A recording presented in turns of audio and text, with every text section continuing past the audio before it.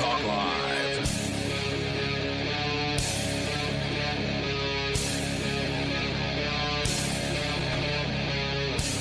Free Talk Live. You can call in, talk about whatever's on your mind. That's what we do here. It's Mark with you. And Rich Paul. Thank you for sitting in with me, Rich. I appreciate it. Oh, no problem. I probably should have been more clear at scheduling here with perhaps Jay and Angie. I'm not exactly sure what's going on. Likely it's my fault. I'm so bad at this, right? Like, Ian usually manages the host, but on Wednesday night it's always me. So called you in, and thanks for that. Thanks for coming in. No problem. I do, however... It's good to live next door.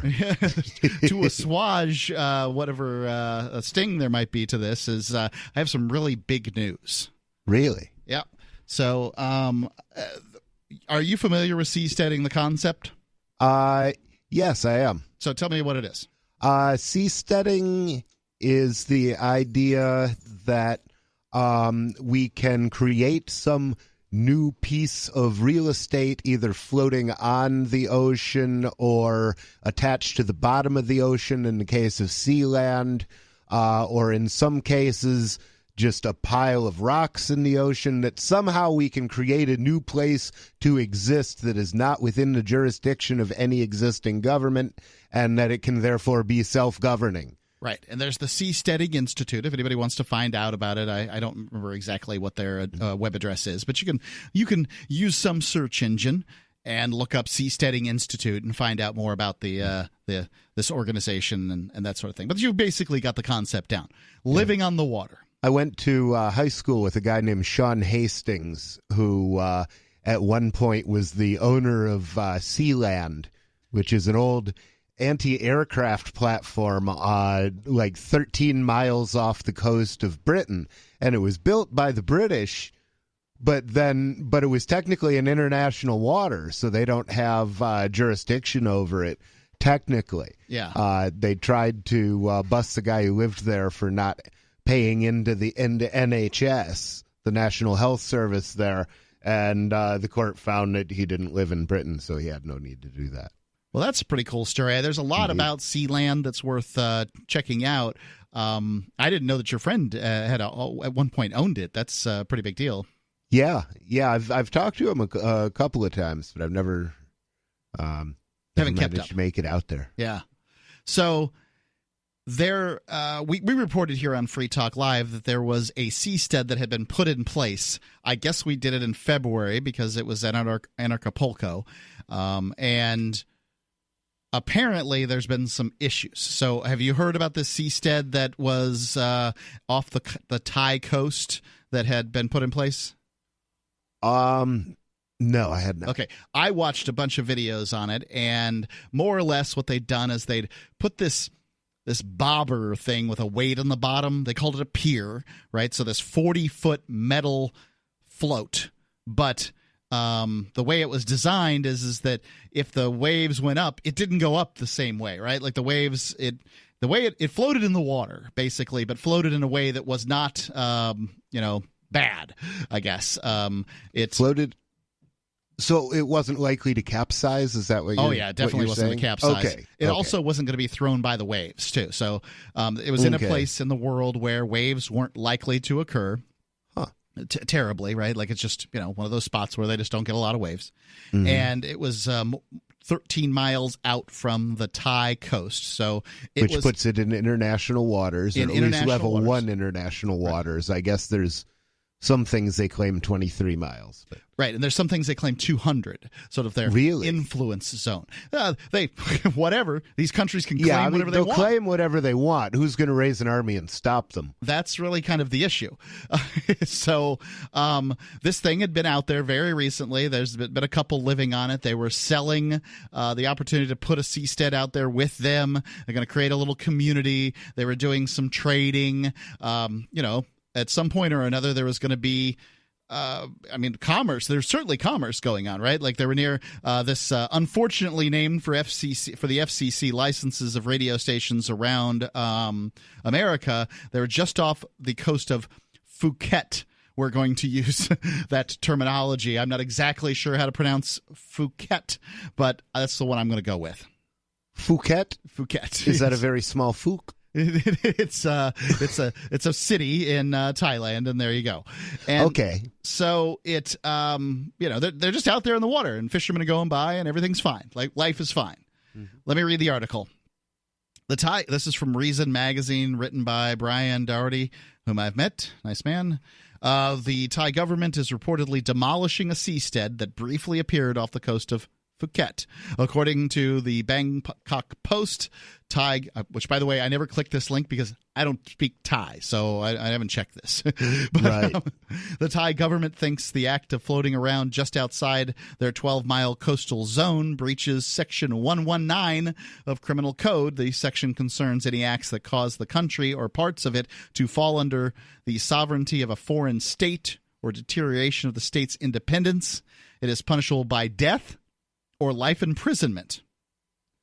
Chad, holy moly! Yeah, right. They're not. Now this is where the tyrant Durante is, right? No. Duterte is in Philippines. In the Philippines. Okay, right. Not okay. I have a hard time keeping the Far East straight. Yeah, why should you care? Even the Near East. Chad L. Wartowski, one of the Seastead's 2 former inhabitants, writes on a Facebook post, "This is ridiculous. We lived in a floating houseboat for a few weeks, and now Thailand wants us killed." The "wants us killed" likely refers to that potential punishment for violating Section 119. "We had to go underground because our contact warned us before this came out." I presume the story is what they're talking about. L. Wartowski adds he also insists that he and his Thai companion, Nadia Summergirl, were merely tenants of the Seastead and were not responsible for designing or building or placing it directly. I mean, there's videos where they're certainly there during design and build and placing, but all right. Then again, I can see how you might, if you're paying for the thing, you might have enough money to hire a patsy to be the guy to actually live there and, put his actual liberty on the line. Yep. So whatever, it's not going to make a difference. We're hoping to bring tourism to Phuket and with an underwater restaurant, floating hotels, medical research, tech shops, etc., he writes. We had 3 healthy entrepreneurs in the past week tell us they were coming to live in Phuket because they were excited about the project. We love Thailand. Nadia is a proud Thai. She's a proud Buddhist who does not support violence. I'm a pacifist who would not harm a fly. L. Wartowski's post calls for legal help in negotiating with the Thai government regarding any possible punishment he and Summergirl might face. We just wanted to be free, if just for one day. And I love this quote. We just wanted to be free, if just for one day. And no, ladies and gentlemen, you cannot be free if just for one day. Not if the governments of the world have their way.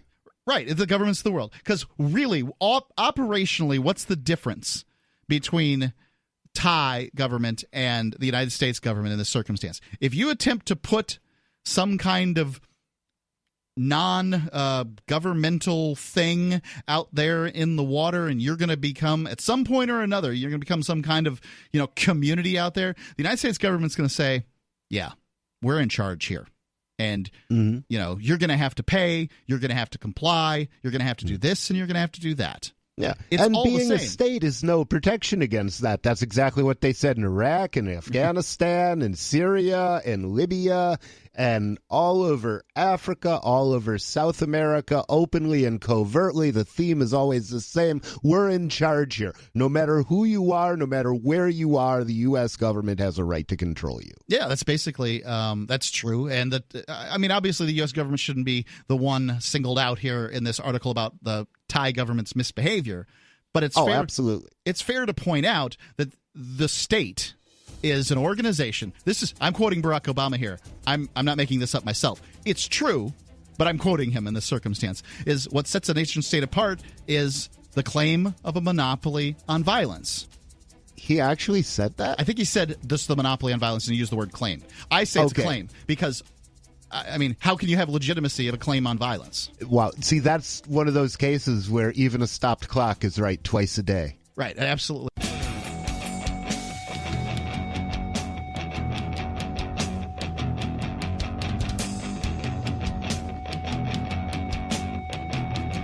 It's Free Talk Live.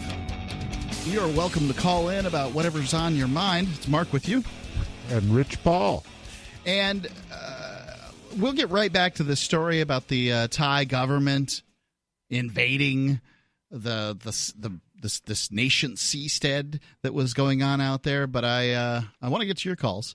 First, Freedom's Phoenix is a liberty-oriented news aggregation site. So that means that they collect news stories from around the world.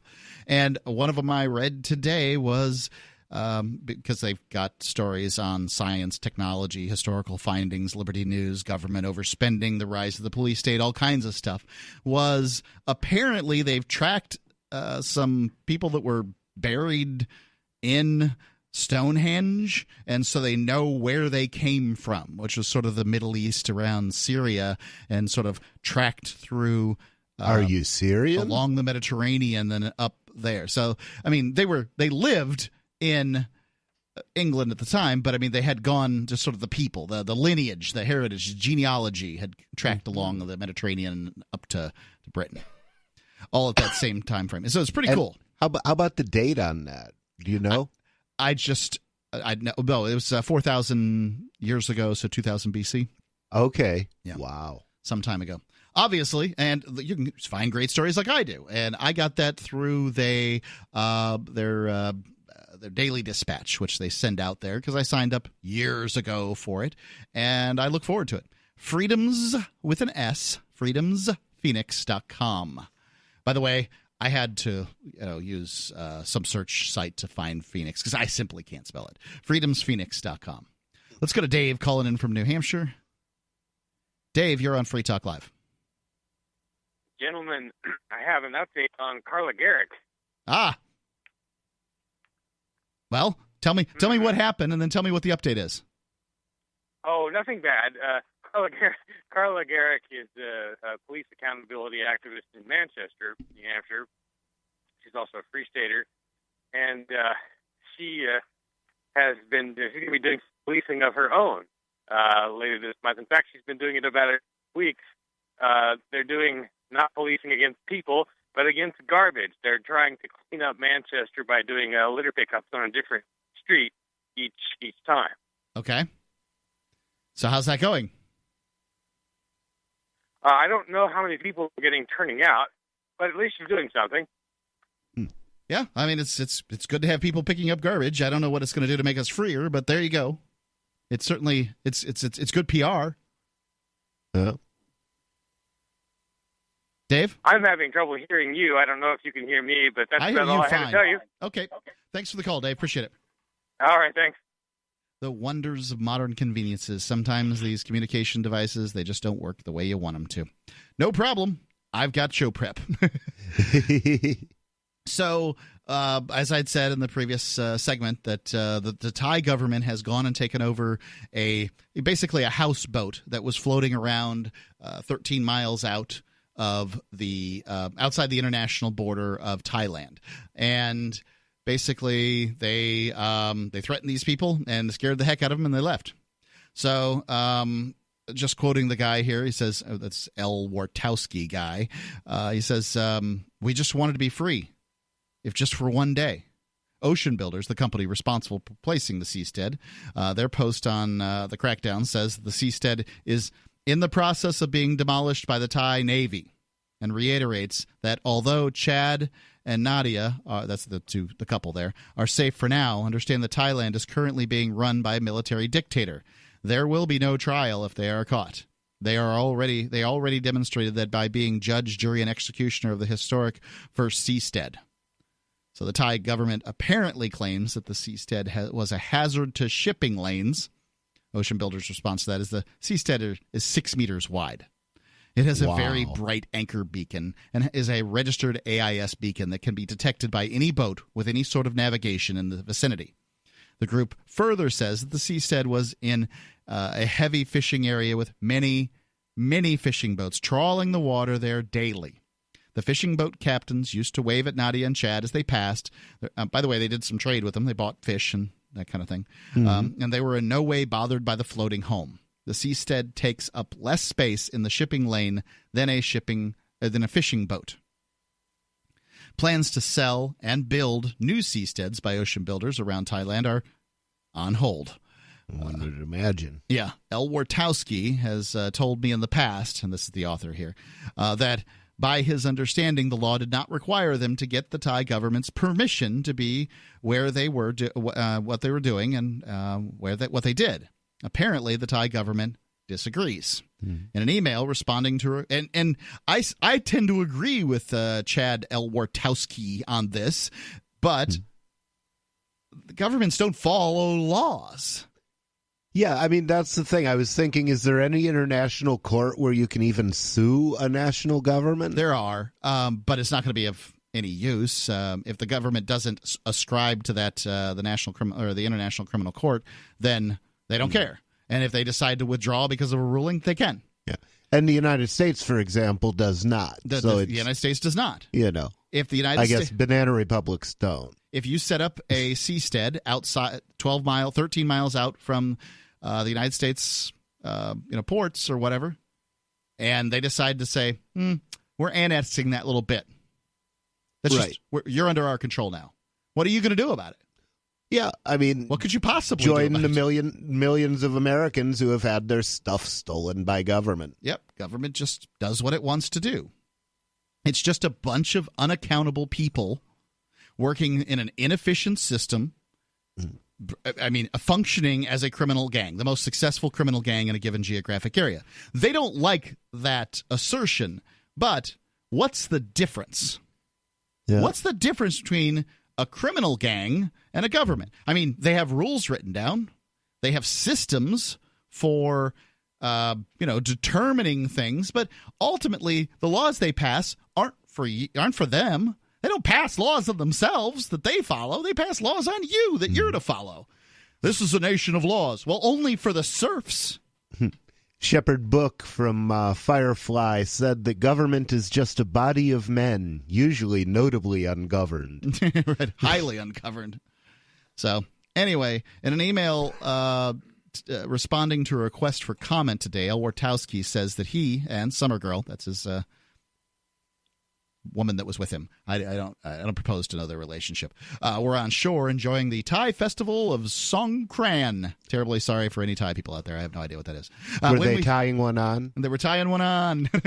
We read on a Thai TV site about our project. It was basically a combination of various articles, but it started out with the threat to national security. And when we read this, we immediately knew that they were preparing to do something. Well, they were clearly fit to be tied. The media in Thailand is a mouthpiece for the government, so they were setting the narrative to be accepted by the Thai people. He wrote, he initially heard and believed that the seastead had been demolished and decided when associates told him the Thai military would be gunning for him. We bugged out. And apparently it was demolished by Thai fighters? Yeah, so... Anyway, Thai fighters, that's funny. We don't know at this point, but that's a good pun. 855-450-3733.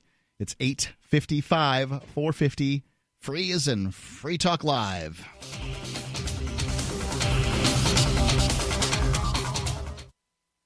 I want to tell you about my favorite cryptocurrency wallet, Edge Wallet, at edge.app. Edge is the wallet I use more than any other, and that was true long before Edge Wallet became a sponsor of Free Talk Live. Edge Wallet allows you to buy, sell, trade, and securely hold your cryptocurrencies, including Bitcoin, Ethereum, tokens, Monero, Ripple, Dash, Bitcoin Cash, and more. It's available for both Android and iOS, and you can download it via the Play or App Store or via Edge Wallet's website, edge.app. Secure your freedom with Edge Wallet. Free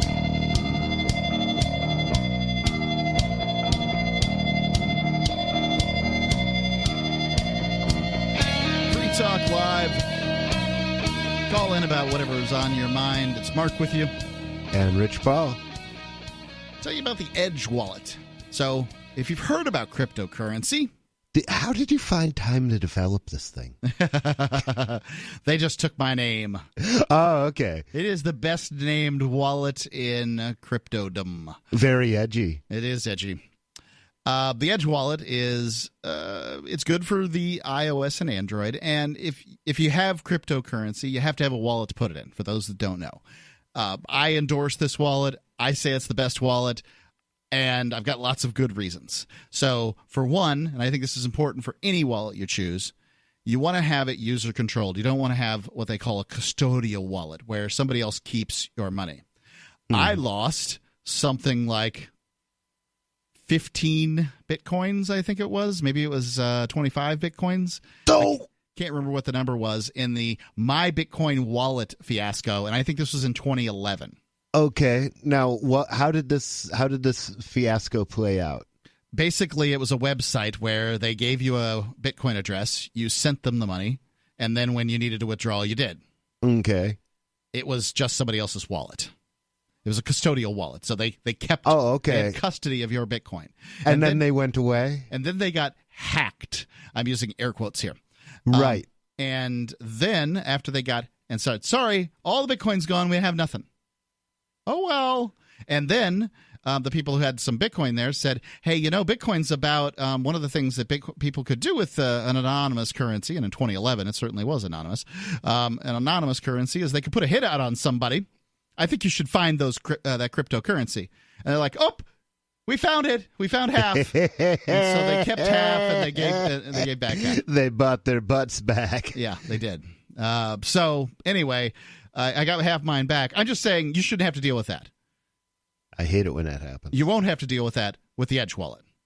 In the Edge wallet, you can buy Bitcoin, you can sell Bitcoin, you can trade Bitcoin, you can securely hold, Bitcoin, Bitcoin Cash, all cryptocurrencies that are out there, all the major cryptocurrencies, basically. You'd be surprised at the number. Ethereum and Monero and Ripple and a bunch of ones that you wouldn't even expect. They're a veteran team. They've been building since 2014, and you can go get it. Just go to edge.app, EDGE, edge.app, edge.app. And it's great. I think the best feature about this, besides controlling your own currency, because lots of them could do that, is that you don't have to memorize long series of words to secure your Bitcoin. You just have to have a username and password. Everybody's familiar with that. It's the easiest one to use, edge.app there. Let's go to Sarah calling in from New Mexico. Sarah, you're on Free Talk Live. Yes, I just want to say that our state, New Mexico, we need to increase our legislative session to like 6 months per year. Why do you want to give those criminals more time to talk? Well, I mean, think about it. It's 1 month, 1 year, and then 2 month session another year. Okay. So, I mean, how do we get anything done with it being so short? I mean, I want to ask you, who has the shortest session in America other than New Mexico?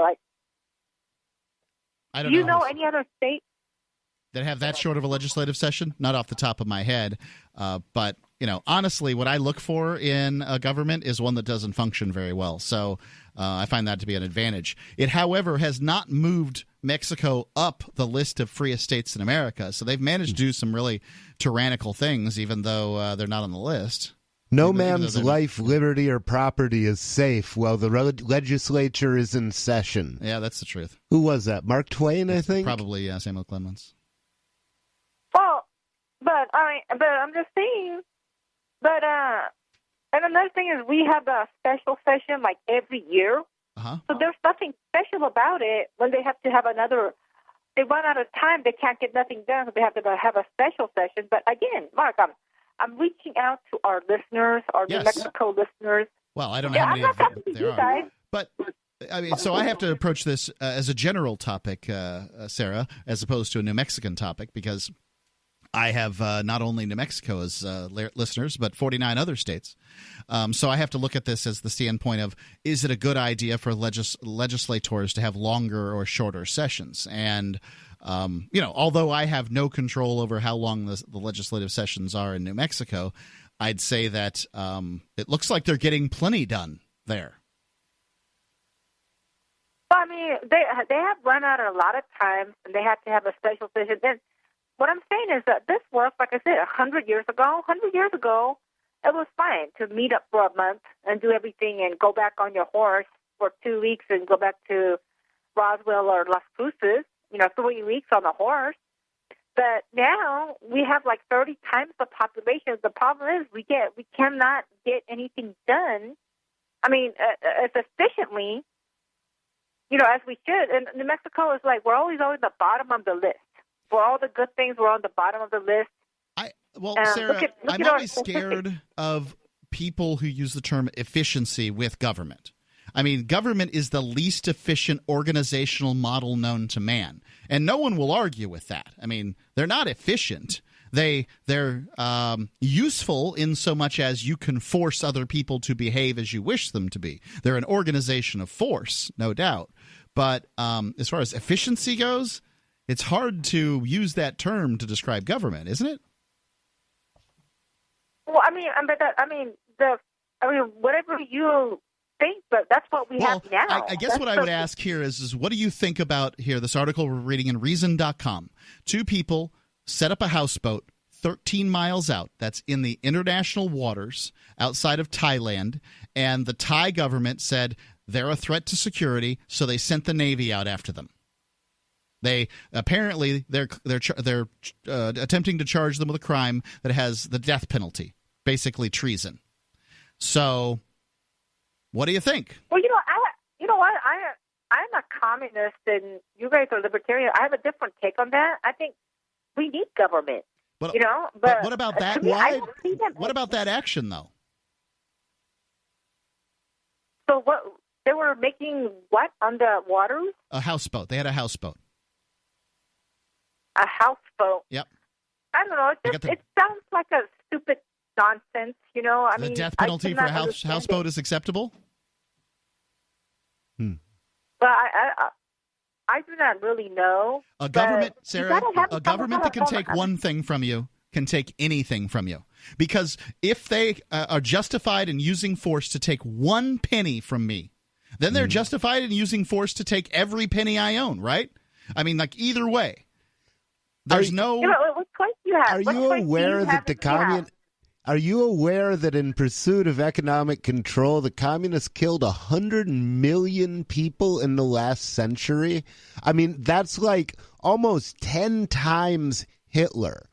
How can you still, now that you guys have accidentally whacked 100 million people, what should make us trust you enough to take another whack at it? All the lives that were lost in communism, I do not think that is a communist.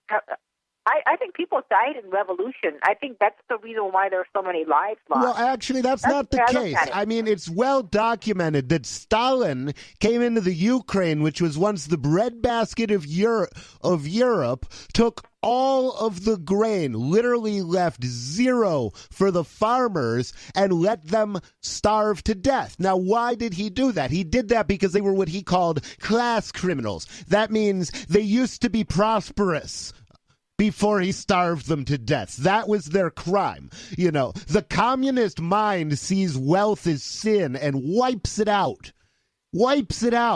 And then you wonder why communist countries are always starving. Haven't you noticed that when you leave people alone, they never, ever starve to death? But every time you idiots try to implement communism, people starve to death. Why don't you stop? Give her a second here. Sarah, you got 10 seconds. I don't know. You know what? I think that's a bunch of baloney, as far as I'm concerned. It's just propaganda machines. You guys twist everything. Free Talk Live. You guys Thanks. twist everything.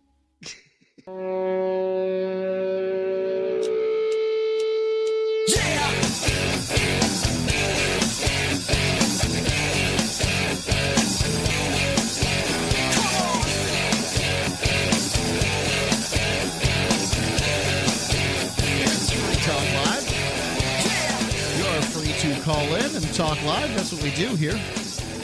I'll tell you about our Discord chat. If you go to discord.freetalklive.com, you can download the app there. It's on your phone, and not only can you chat with the hundreds and maybe thousands, I don't know, lots of people that are subscribed to that. Lots of people that are subscribed to that. But you can also call in. We have a system there. Basically, it's a voice over IP system. And like Skype, if you guys are familiar. But it works a lot Except easier. not run by Microsoft. Yeah, it works better.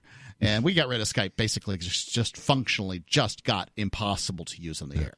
Well, also, any big company like Microsoft is going to violate your privacy if they're asked to. Yeah. Nobody's going to pay $1 billion for you to be free. That's the truth. So if you go there, download the app, you can call in. You'll sound great. The voice quality is significantly better than phone lines. But, please do that. It's discord.freetalklive.com. Going on with this story from Reason Magazine about the Thai Navy apparently feeling threatened and invading what they call a seastead, which is a houseboat. I've actually got a recap for what happened. Do we have time for it? What is it? Well, a man with a tie tied up his houseboat near Thailand. The Thai were fit to be tied and dispatched Thai fighters to sink the house beneath the tides. That's exactly it. Yeah, there you go. So here the guy, L. Wartowski, Chad, says, I'm just going to go Chad, says that as of now, the Thai government has not yet moved or destroyed the seastead, as the beacon is still broadcasting from the same spot. So we're getting some kind of conflicting stories about it. And by the way, this is from yesterday, so I can't guarantee that they have not yet done anything at this point. Not my thing. Just reading a story here. We don't have a man on the scene? We don't have a man on the scene. Where's our guy? Where's our guy coming out to there? you live from the helicopter flying above the seastead. Back to you, Mark. Just like that. So Patri Friedman, who's the founder of the Seasteading Institute, co-author of the book Seasteading, How Floating Nations Will Restore the Environment, Enrich the Poor, Cure the Sick, and Liberate Humanity from Politicians. He's also the That sounds groovy. Yeah, it's great stuff, right? He's also the grandson of Milton Friedman. Really? Yes. That's one of my heroes. Yep. He made me a libertarian. Milton Friedman is great. I'd say his son David Friedman is a better thinker, if not a better communicator of the ideas. Milton Friedman's hard to argue with. It was a really great communicator, you know? Uncle Milty was a fantastic communicator. Yeah. And he managed to put things like, a lot of times when people talk about free markets, they sound mean. Yeah. And he was great at not sounding mean. And, and of maintaining, like, he used the phrase all the time, people of goodwill. People of goodwill can agree that higher standards of living are better than lower standards of living. And he always managed to maintain that. What is that term from debate? There's pathos. Oh, I don't know. I'm sorry. Oh, I don't study these terms because I don't want to get hung up on them. Oh, okay. It's. I'll let you think about it. Okay. So, in his book, Patri Friedman has written in a Facebook post describing the mistakes he feels Chad's team made. While their location was 12 nautical miles out from Thailand, he notes, it is still in what is legally considered the country's contiguous zone, where a state has many rights, several of which seem to likely pertain here. He adds that even being 200 miles from land does not necessarily create a magical realm of freedom where you can just plant a flag and be independent of polity. There are many rules and regulations that apply, including the need to plug into international law through the flagging system for a vessel or coastal state approval for a fixed structure. Friedman also writes that anyone trying that strategy needs to be aware that they would be outside all human systems of legal rights, with zero rights other than what you yourself can enforce with your diplomatic, economic, and military power. And this is why the Second Amendment should cover recreational nukes. Against anyone like a nation state who would bother you in any way. Sorry, I didn't have the well, the it is right true that you can expect to be without protection against nation states or pirates. The thing that I don't understand is what justifies the nation states acting like pirates. And emperors. What are they really afraid of? Somebody's living. I mean, if somebody had a big yacht anchored out there, would they do the same thing? How does a houseboat suddenly become bad? It's simply the rhetoric. That's all it is. It's quite simply the rhetoric. If the person on the houseboat said, "I'm free of government influence, come out and park," the person with the yacht says, "I'm free of government influence, come out here and park near me. We're going to create our own little community of people who are free from government influence," they'd receive the same problems because it's the threat to the nation state that they feel. Have you seen that John McAfee has designated his yacht as his 2020 campaign headquarters? Probably for very similar reasons.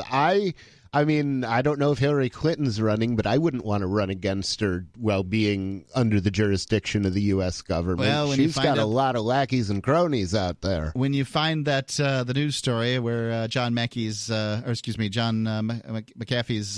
yacht blows up, you'll know what happened. Well, that's the thing. I've thought of that too. It doesn't really make you harder to kill when, you know, your potential murderer has satellites in orbit that can, you know, take you out very reliably without what they like to euphemistically call collateral damage. I don't know. It'd be kind of hard to find the right boat. I mean, you'd have to have a lot of intelligence to find the right boat.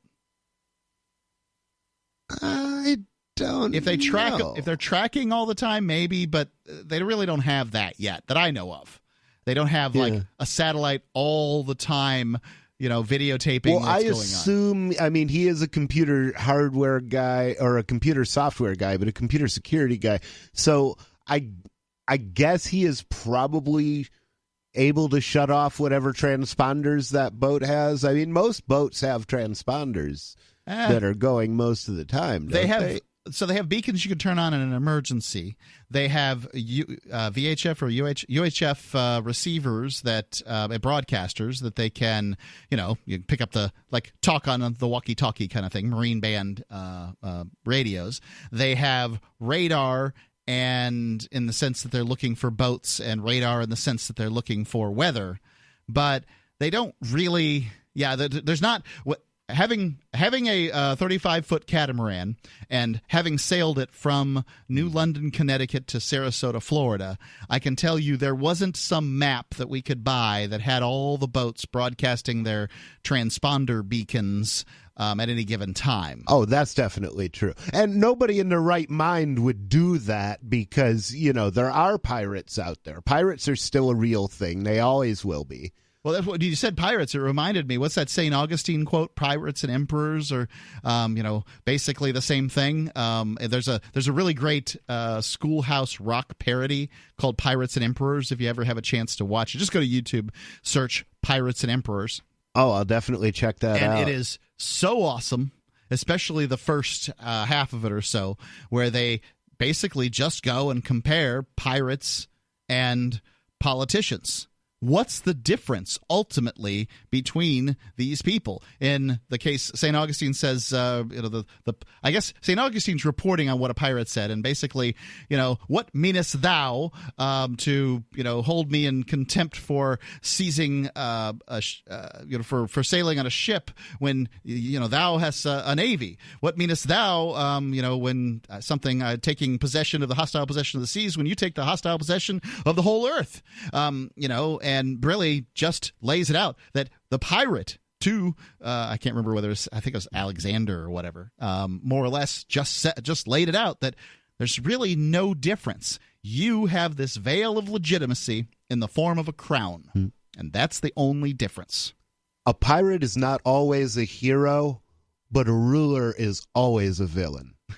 I wouldn't say that a pirate's generally a hero. Sometimes they write good stories. That's the thing. Jack Sparrow's a great pirate. So you could conceivably have a Ragnar Lothbrok.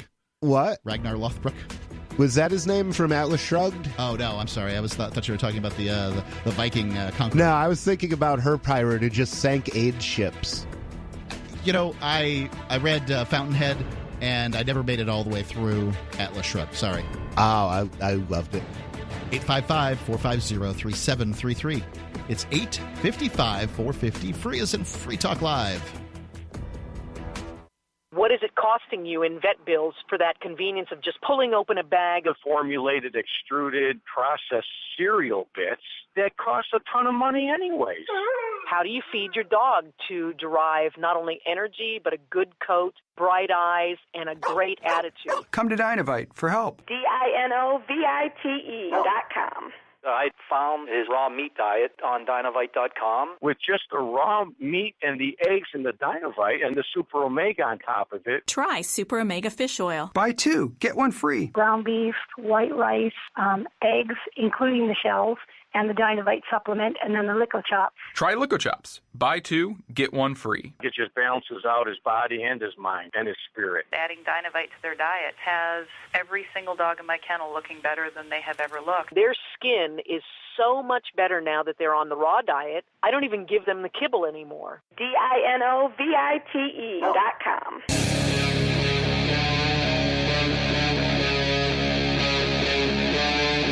Free Talk Live. Kicking off the second hour of Free Talk Live. I can't hear you. You can't hear me. I can't hear you as well as I did. Well, I don't want to tell you. I can turn up your mic or your headphones if you'd like. Okay, now. Yeah, there. That's the issue. Okay, everything's fine. I always turn. You're using my normal headphones, and I'm an advocate for ear health. And I keep them down real low. I just want to be able to hear the minimum. I don't want to be blasted out. So that's, I keep them up real high because it's too late for me. Yeah, could be the reason. I should have listened to you 20 years before I met you. It's Mark with you. It's Mark with you and Rich Paul. Thank you very much. Let's go right to the phones. It's Reviler calling in from Florida. Rev, you're on Free Talk Live. Hi, my friends. I made a promise to some other people there that I wouldn't call. I just had to this one time since those people are not there. I don't want to call in and bash other callers, but it's relevant. Sarah, she's good entertainment. I thought she was a nice lady. Now I think she's a butthole. I mean, she's an admitted communist. Thank you, Rich, for pointing out that the commies, if anything, were bigger scumbags than the Nazis, killing literally, like you said, 10 times the amount of Hitler, and you just gave her the information which she can find from numerous sources, and she's still delusional. So tell me again why communists should not be fed into wood chippers. Because, I think it's the Streisand rule. rule. Thing is, some of them can be repaired, and the reason that I say that is that when I was 18, I would have described myself as a Marxist. And I would have described myself at one point as basically not a Marxist, but a communist. And there were a number of thinkers who led me away from Marxism. The first being, of course, Karl Marx. When I actually read him and read things like The Dictatorship of the Proletariat, I just had this Kramer voice in my head going, I don't like the sound of that. And basically reading Robert Heinlein when he wrote about the Soviet Union gave me the idea that the dictatorship of the proletariat has turned out just about the way it sounds like it would. Well, that's essentially what the Democratic Party is looking for here in the United States, and not much different than the Republican Party is looking for here in the United States. Well, that is right. That is the result of democracy. Yeah. That is when they say that communism is indivisible from democracy, I agree that it is. And the reason is because it's easier to make poor people than it is to make rich people. Oh, yeah. So all you have to do is make enough poor people, and then you can vote away whatever the rich people have amassed. And with nobody accumulating capital, of course, there are no businesses to work in, there are no jobs, there's no production, there's nothing to eat, and everybody dies. Yeah, and what you just said there is one of the reasons that one of the few open racists such as myself, who was raised in a multicultural home, by the way, and who does not hate all of any group of people, but, when you recognize more... Well, you recognize, it's simple, Mark, you recognize more patterns of trash, so to speak, in certain groups than others, and you recognize one group at the top that we won't mention. They tend to wear funny little hats that are kind of conducting all this. But the point is, real quick to what Rich just said. Yeah, I think at one point, I mean, I was a big SJW and all this stuff. I think I was a borderline, like, cultural Marxist, at least. But really quickly, there's this cognitive dissonance. I'll get off the phone here soon, too. But if you study the tenets of Marxism and you read Marx, like I know you guys have, and a lot of your listeners have probably been exposed to it, but the average dolt, the average little college butthole that wants to be rebellious or something and stick it to their Trump-voting parents and calls themselves a communist, right? Look at it. It talks about the dissolution of private property. It talks about the centralization of communication. Again, the Nazis are it's basically not the home. nicest people. When it comes if you're a 17-year-old, you pretty much are living in a communist dictatorship. I mean, you're getting the mommy and daddy. Thanks for the call, Rev. I think of it as even more like a school than a home. Yeah. Because it's like, everything is controlled by the government. Maybe that's a good analogy, but I think that in many cases what's attractive about communism and socialism to some extent, and I don't think the Jews have anything to do with it, whatever Rev might say, I don't care. That sounds like nonsense to me. I mean, whatever. Marx was descended from Jews, but who cares? Right. Whatever. Lots of libertarians are Jewish too. So is Ludwig von Mises, Murray Rothbard, Hayek, Milton Friedman. Right. Libertarianism owns its philosophy too. Ayn Rand. Was she Jewish? Yes, she was a Russian Jew. I had no idea. But I don't. Why? Because I don't pay attention to that stuff. But somebody posted today on Facebook that said something like, "More Americans support what the Democrats are calling Medicare for all." Now they don't want to say single payer health care. They don't want to say socialized medicine. They call it Medicare for all, and they're saying more Americans appreciate it or want it. Well, so what?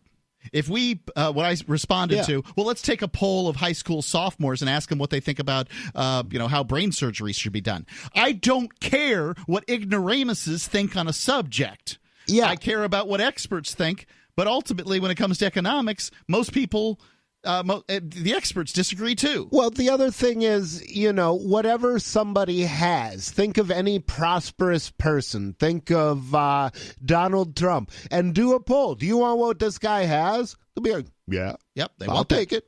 Sure. Yep. Why not? Sure. And that's the thing. Why not? If I can jack him with impunity, why not jack him? Why not jack everything he has? Sure. And the answer is because that kills the goose that lays the golden egg. He's not going to produce anything more once you've jacked it a couple of times. But what does anyone care?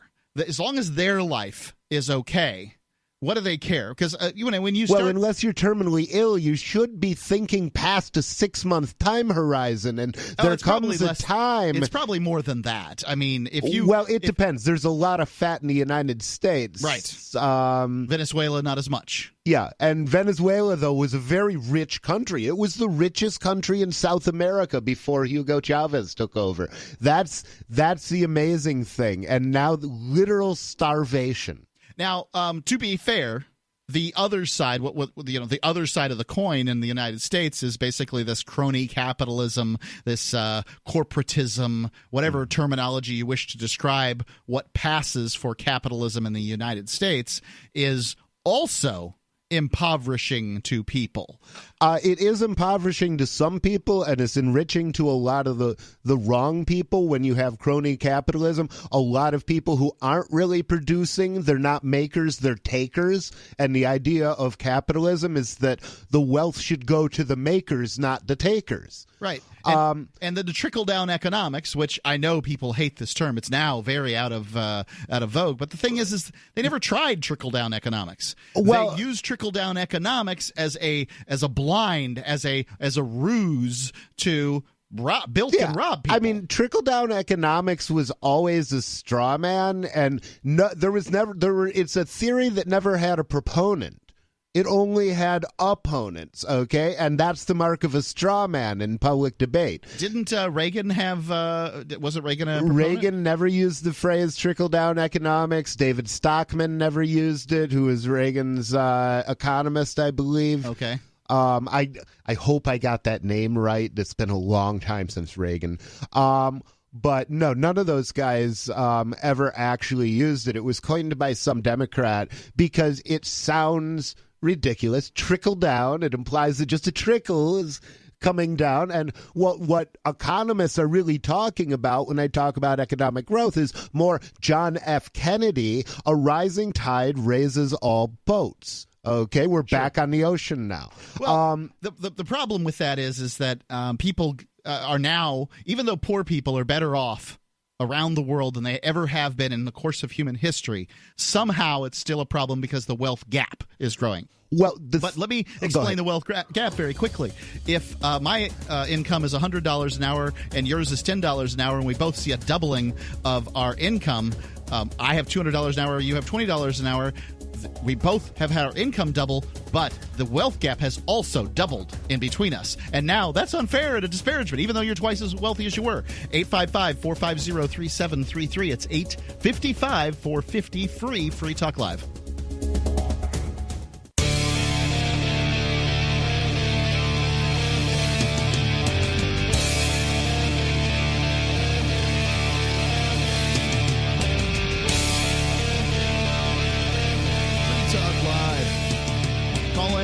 Talk about whatever's on your mind. It's Mark with you. And Rich Paul. 855-450-3733. It's 855-450-FREE, as in Free Talk Live.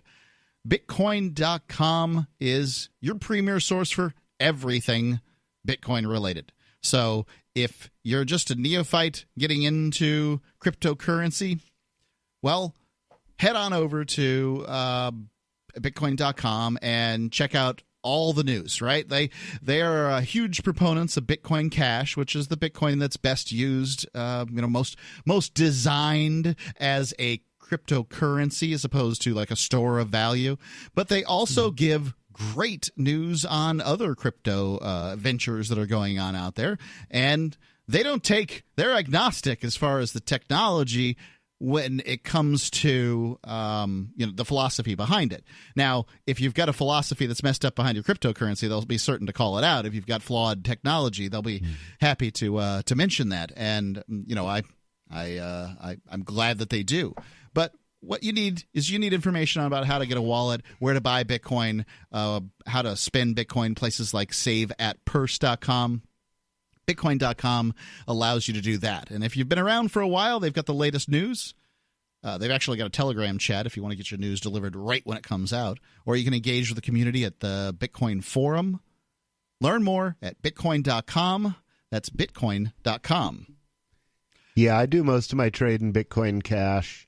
There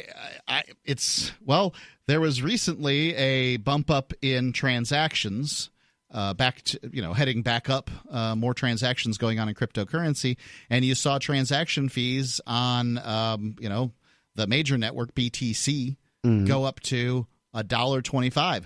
Who wants to buy something and like you buy a cup of coffee or a hamburger, which you can do here in Keene, New Hampshire, right downtown? Well, why would you want to pay an extra $1.25? Who wants to do that? With Bitcoin Cash, you're paying like if it's 2 cents, it's probably less than that.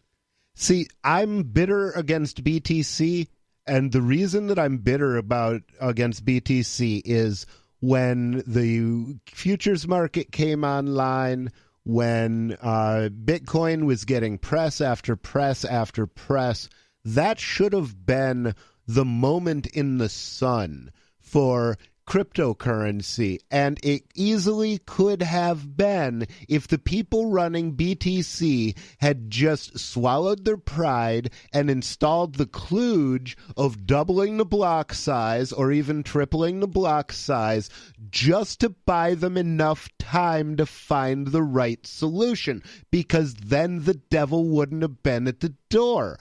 But when you've got people waiting 2 weeks because you wouldn't make this simple tweak to your transaction, and you've got transactions not clearing for 2 weeks, that means that the development team has chosen to willfully drop the ball for people who entrusted them with their money. And I am completely with Roger Ver when I say that Bitcoin Cash follows the true Bitcoin philosophy, because I think the basis of the true Bitcoin philosophy is make it work. And Bitcoin Cash made it work and made it economical. Yeah, they did it pretty quickly. They took a beating during what we've recently called crypto winter as far as pricing goes, but all coins did. But they went down against the original BTC. Mm-hmm. However, my prediction has always been, they basically held steady at this point, relatively recently, and they saw a recent run up. But my point has always been, when the run-up occurs, Bitcoin Cash will perform 20% better than Bitcoin, 20% better or better. And well, it certainly should, because the coin itself performs 100 times better. I mean, I bought some Bitcoin Cash from a friend, just cash out of his wallet, and it cleared in seconds. Yeah. Dash clears in seconds. Yep. Bitcoin, last I looked at it, I don't look at it much, didn't clear in seconds. It cleared in maybe minutes. Maybe, is it still sometimes hours? It's probably it would to fully clear, it would have to be an hour generally. But right now it's performing okay because there's not a lot of traffic on the network. But I think that the Bitcoin BTC team, this term Bitcoin's difficult to nail down, because anything that came from the Bitcoin line is a Bitcoin, right? So Bitcoin Cash is Bitcoin, BTC is Bitcoin, whatever. So everything's Bitcoin. It's become a generic term. So basically, they're calling it a store of value, and I think that it functions as that. Hopefully, it will hold value, but it became valuable because it was a cryptocurrency, and now it doesn't function like one, so I find that to be a problem. But that doesn't mean I'm going to be right. Yeah, I don't see it as being a store of value because I don't see it as offering any value. That can't be, I mean, I look at a cryptocurrency as more or less each coin is a share of stock, and the company is this distributed group of people that is making the product work, that's making the network work. And they're valuable for the same reason that PayPal is valuable, because they're operating this thing at a profit. And there's no reason for BTC to be worth 10 times what BCH is. Or I don't see any reason why they shouldn't be trading at about the same level. If you should look into this, listener, you should look into this disagreement. You may come up with different. This is not financial advice. I'm not even me. I'm playing a character here.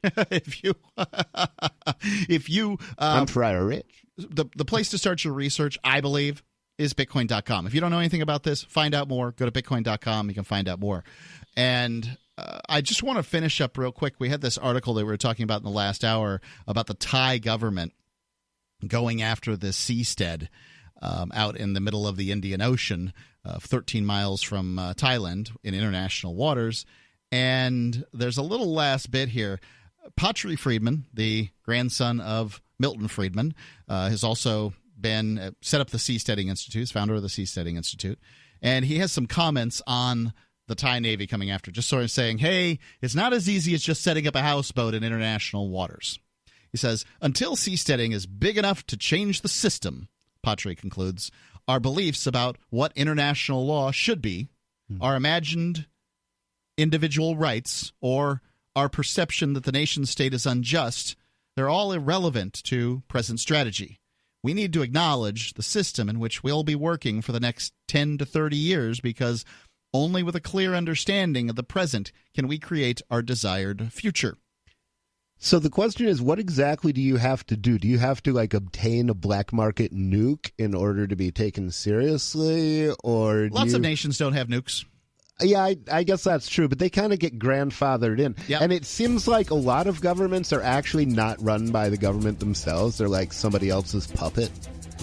I tend to wonder, I think that there's basically 3-4 sovereign nations in the world. Certainly a handful. There's a handful of sovereign nations, and the rest are just provinces, really.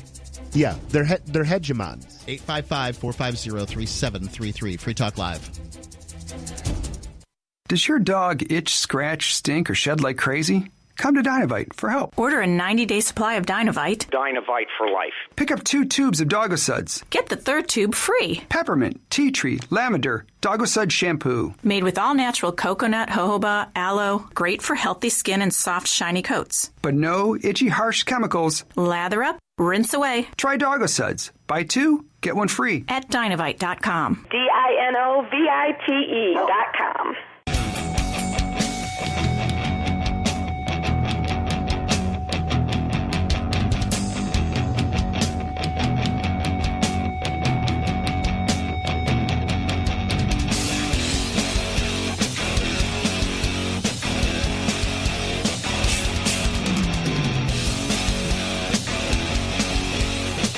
Talk Live. You're free to call in, talk about whatever you want here, live on the radio. If it's between 7 p.m. and 10 p.m. Eastern Time, we are here, doing our thing on Free Talk Live. And you're welcome to call in. It's open to you. It's Mark with you. And Rich Paul. So, I don't know if this story, Rich Paul, I tend to think that this has probably been covered on Free Talk Live. It certainly should have, but, neither one of us are here every night of the week, and I want to talk about it, so I'm gonna. I'm down. This is from ABC News, and there's a story here where a Pennsylvania officer won't face charges for shooting a suspect inside the police station. Not just inside the police station, inside a holding cell.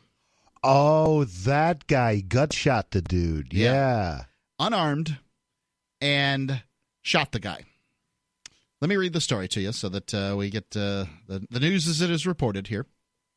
Pennsylvania police officer will not face charges for accidentally shooting a suspect in the stomach while in a police station last month, the district attorney announced Friday. First off, let me cut you off right there, because any gun owner knows that there's no such thing as an accidental discharge. There's only a negligent discharge. Because when you're in possession of a firearm, you are required, even if you're me, you are required when you get to the point where you can't handle a firearm to hand it over to somebody else, Well, negligence sounds like it carries consequences, and they certainly don't want to do that. No, they don't. Yeah.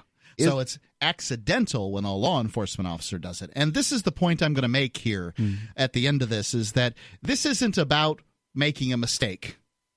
Although, I'm curious about that too. I'm sure the guy who's gotten shot here has some questions. But this isn't about making a mistake. This is about responsibility and how it falls on you and me versus how it falls on those that work for the government. Now, the government, this term seems scary, but remember, it's just an organizational model. It's just people. A government is basically a 00 corporation. It's a corporation that's licensed to kill. There you go.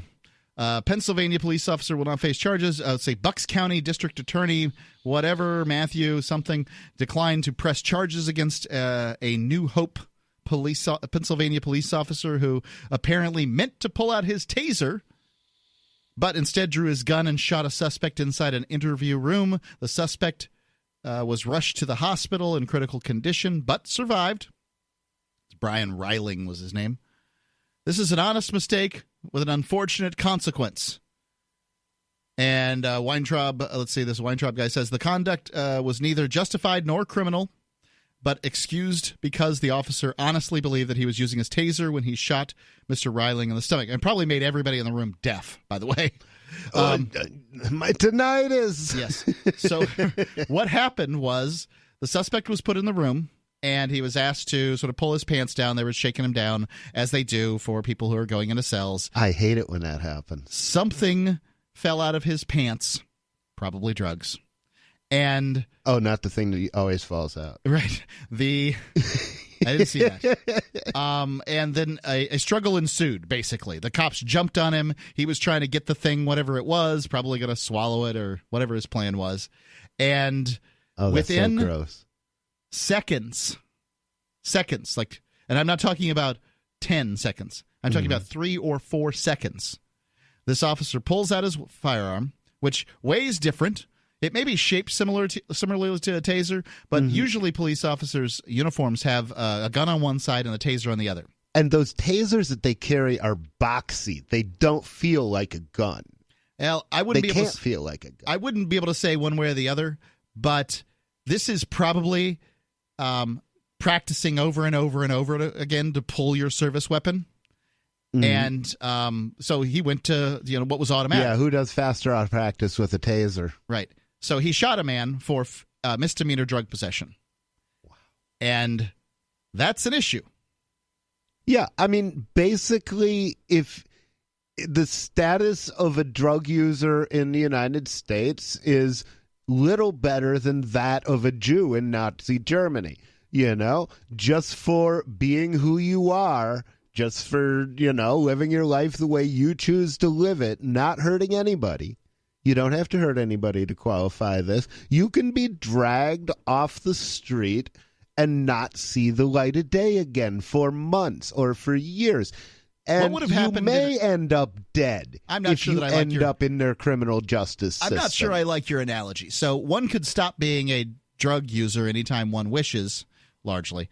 But one couldn't stop being Jewish from an ethnic standpoint, right? Like you could stop being a Jew from, a religious standpoint, but you're stuck being a Jew from an ethnic standpoint, especially if you're 100%. So I don't know if I like the analogy, but nonetheless, the rest of the critique still, stands. It's certainly a lifestyle choice within your rights. So you're right that you can't change your ethnicity, but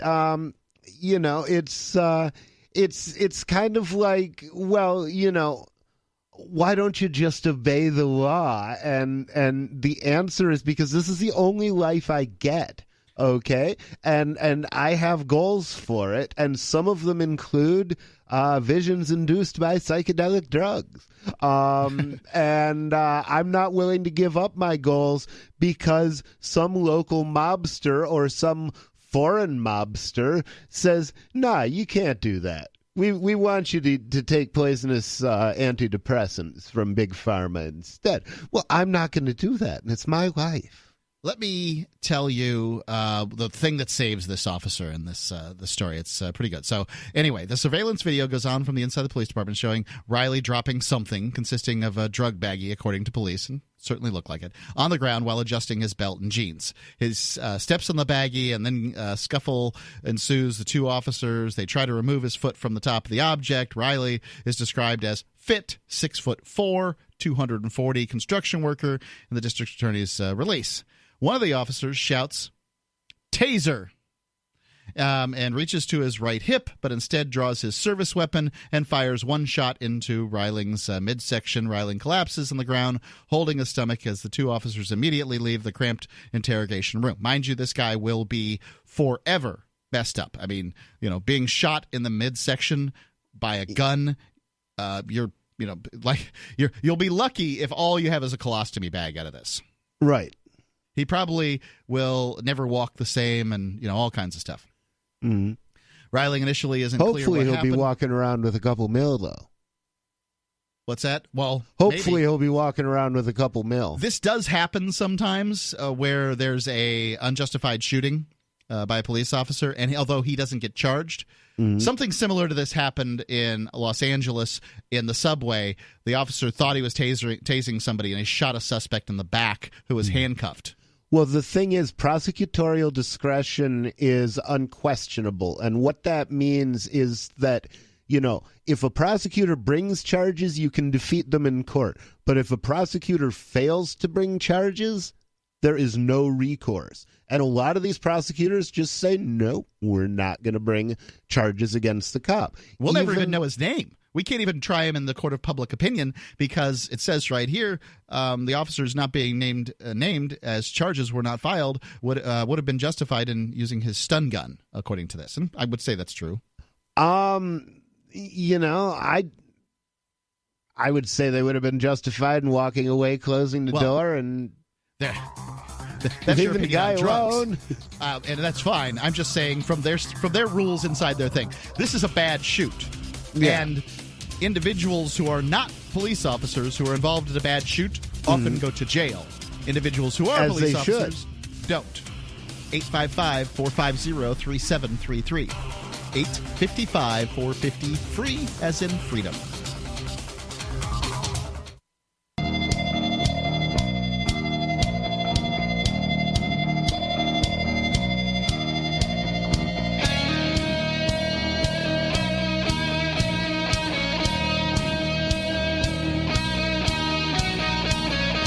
Live. The number is 855-450-3733. It's 855-450-FREE. It's Mark with you. And Rich Paul. Going through this story here from ABC News about a police officer shooting a man in the police station and doing it by accident. Now, you know, or negligently, as non-cops would say. That's right. Negligently, I think it's a better term. Well, I think it's good to hold people responsible for their actions, and mistakes you need to be responsible for too. I mean, if you intend to pull a taser and shoot somebody with a taser, you need to be responsible for that. Let me tell you about AnyPay. If you've got your own business, and you want to take cryptocurrency, you probably should take cryptocurrency because, well, at this point, there are people who want to spend cryptocurrency in your business, and you'll probably get a news story out of it too. It's the local news often likes to promote that, but you may not know how. Just go to helpmetakebitcoin.com. Helpmetakebitcoin.com covers it all. Basically, all you need is some kind of point-of-sale device. Whatever you're using, they'll be able to help you with that system. Probably a tablet is the way to go. And then after that, you'll have to set up a wallet. Easy. They show you how to do that, and you're off to the races, more or less. Helpmetakebitcoin.com. Well worth your time and energy if you promote it, is the way I see it. They also have a map over there that's connected with helpmetakebitcoin.com. So you'll get on the map and people will find your business that would not otherwise find your business. And I think that's worth it. Back to this story from ABC News. This officer in Pennsylvania shoots a guy in the holding cell while they're all sort of struggling over some drug probably that fell out of the guy's pants. And he meant to pull the taser. By the sounds of it, seems legit that's what he was trying to do. And then he negligently, as you pointed out, Rich Paul, pulled his gun instead and shot the guy in the gut. Mm-hmm. And it's kind of, I mean, I tend to think that if the situation were changed around and it wasn't a situation of a government person, a government employee shooting somebody, that all the laws would come to bear immediately on you.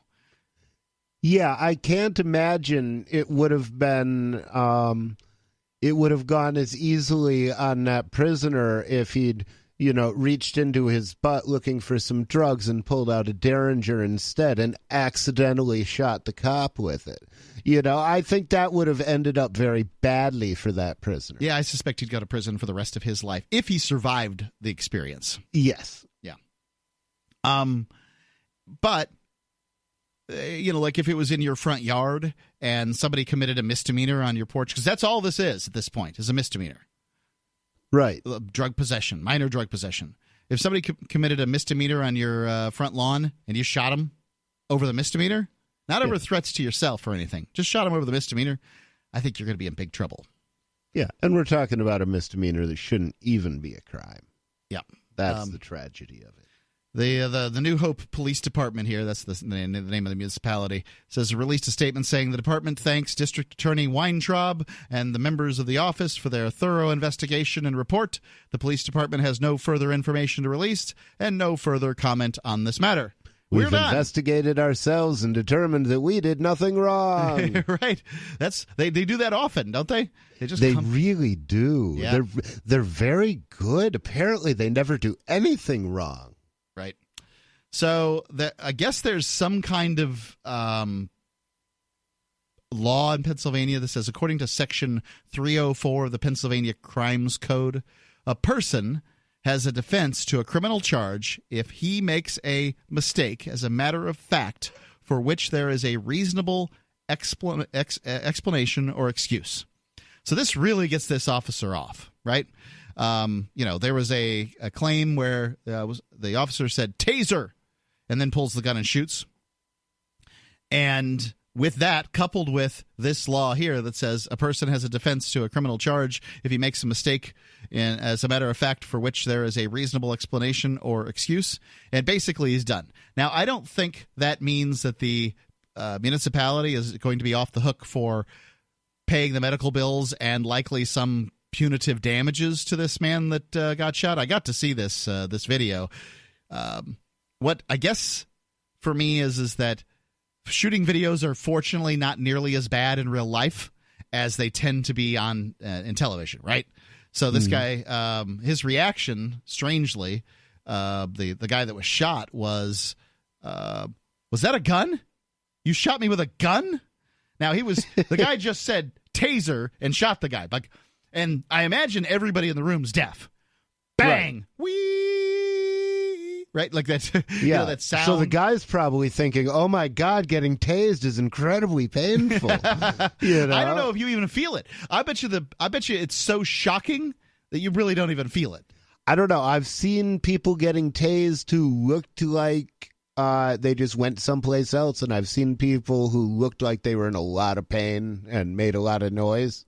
But I've never seen anybody shot, and hope never to. Yeah. See, I was reading the Declaration of Independence the other day, or actually listening to a dramatic reading of it, and a couple of the complaints that the colonists had against the king might sound familiar. Okay. For quartering large bodies of armed troops amongst us, for protecting them by mock trial from punishments for any murders which they should commit on the inhabitants of these states. And, and also for cutting off our trade with all parts of the world. Well, this cop was his purpose was to cut off this guy's trade and whatever in the form of drugs that he had. He was a member of a large body of extremely well-armed, militarized troops, and now he's had a pretended trial for at least a negligent. I would call it. I guess you can't have negligent attempted murder, can you? Or attempted negligent homicide. Those aren't things. It's manslaughter. Attempted manslaughter, is that a thing? It would just be manslaughter. Okay. This would be, I don't know. This is an aggravated assault is what this is.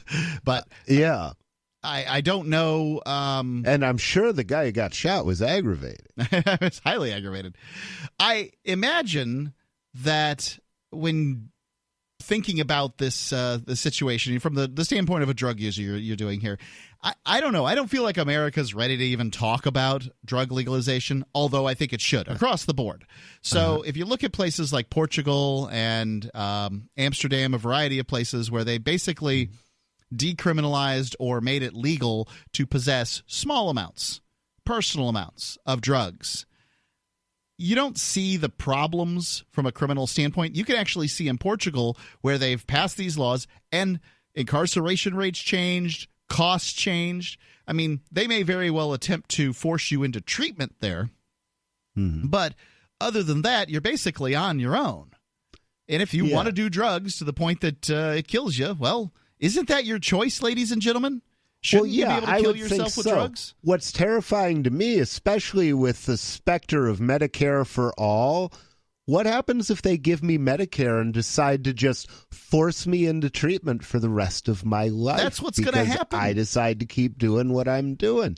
And they've got an infinite fund of money. It's a great way to fund your cronies in the drug addiction business. There was no heroin problem in the United States when you could buy heroin from Sears and Roebuck by mail order, which was true. Actually, I don't know if it was heroin. I think it might have been morphine. but the I thing think is, Sears had heroin. That's right. There was heroin. Yeah.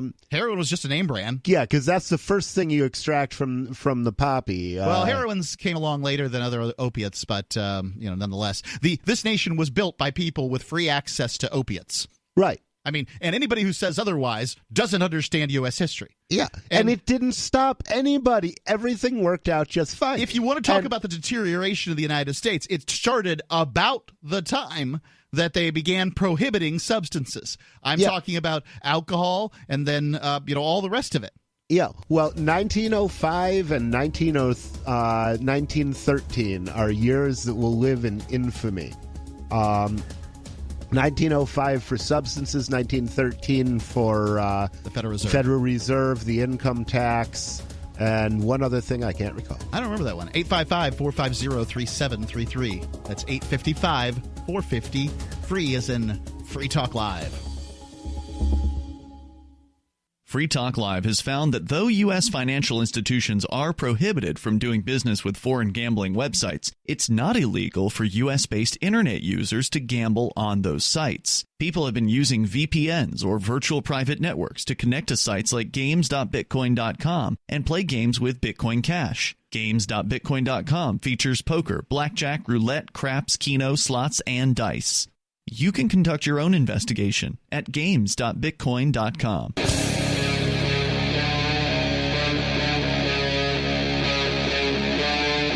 Free Talk Live.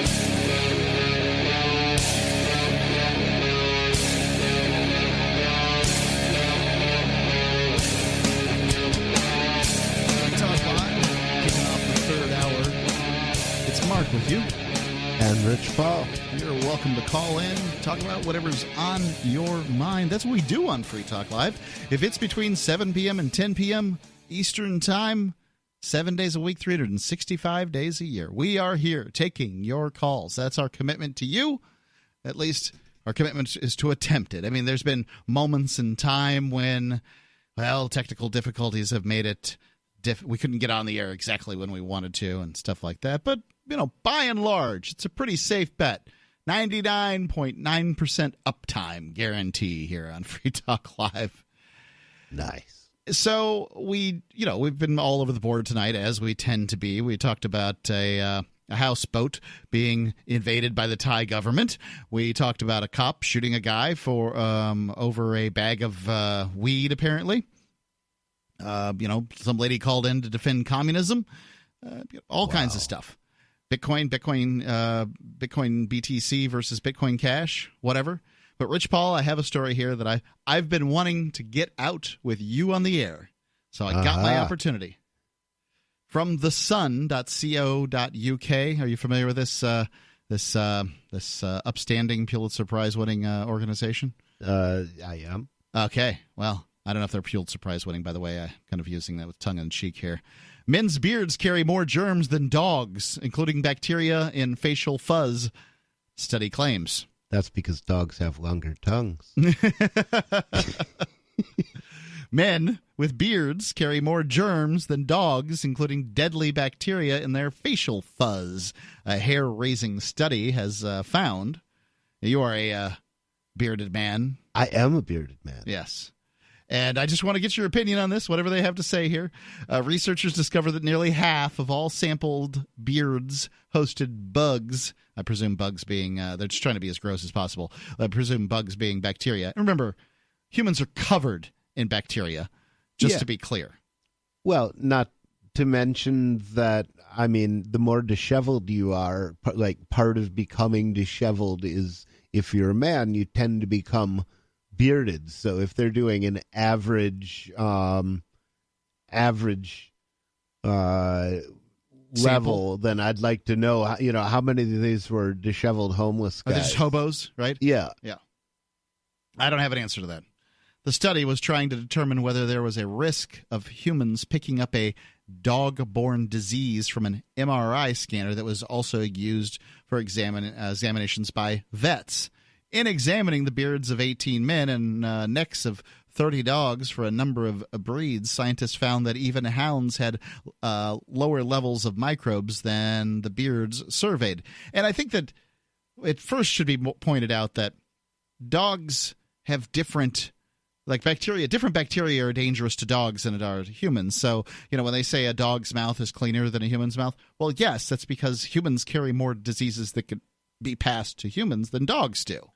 Yeah, I mean, one would think that dogs can catch diseases from other dogs, and humans are more likely to catch diseases from other humans. It was certainly not unusual for me as a child to have my face and mouth licked by a dog because I'd have food on it, and dogs were all over the place at my house.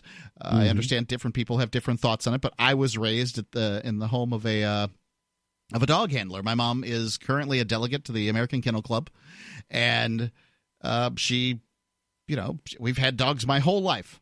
In some cases, a dozen in the house at once, if you count like puppies and stuff like that. So, yeah. They do count as dogs, I'm pretty sure. Yeah, they do. If you count the souls, as far as the poundage, they don't count as much. Well, that's true. If you'd said we had 1,200 pounds of dog, it would be a different thing. Yeah, I haven't done the weight calculations. Professor Andreas Gutzert of Switzerland's whatever clinic here. Let's just presume it's a good place. The researchers found a significantly higher bacterial load in specimens taken from men's beards compared with dogs' fur. The study found all the bearded men aged 18 to 76 showed high microbial counts, while only 23 out of the 30 dogs had high counts. Well, it's still quite a bit. And the remainder had moderate levels. 7 of the men were shown to have bugs hazardous to human health. That's more what I'm interested in because everybody's got bacteria. End of story. Yeah, I mean, there's a whole flora and fauna in your gut that is necessary to keeping you alive. And one thing I've noticed, at least on Facebook, there's a lot of salvos fired in the non-bearded direction by the bearded guys, and I'm just ready to fire a couple back, and that's one of the reasons I wanted to bring this the story up and to get your thoughts on it too. I don't understand that. Why? I mean, to me, it's just like, I have a beard. It's never occurred to me that other people should have beards, or that I should be concerned about whether or not they get sick from having a beard or get sick from not having a beard. It's just completely none of my business. And I'm of the opinion that some men look better with beards. Now, I'm not, most people aren't coming to me saying, Mark, should I have a beard? And right. I'd have to see you without a beard. I'd have to see you with a beard, and then I'd come up with my determination. But I will definitely say that there are epic beards out there. Your beard is full. If you don't have if you've got sort of spaces, if I can see your skin through your beard, then I kind of question whether you should be growing a beard or not. It's a beard of shreds and patches. I don't know where that quote's from, but sometimes it is. It's from Hamlet, only it's a king of shreds and patches. I see.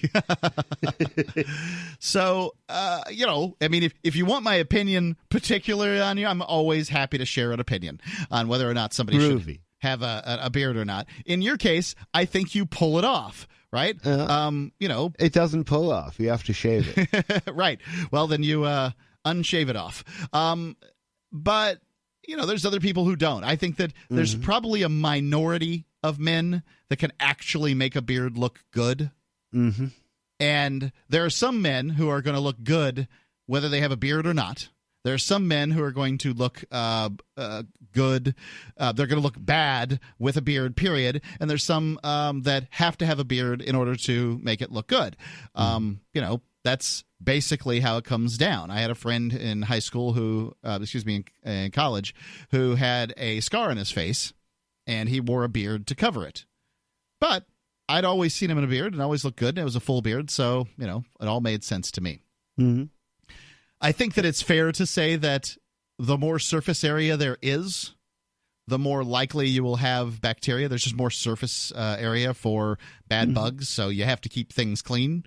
Yeah, and the other thing is, I would assume that part of it is just you do get food in your beard sometimes. Yep. And how could you not? Yeah.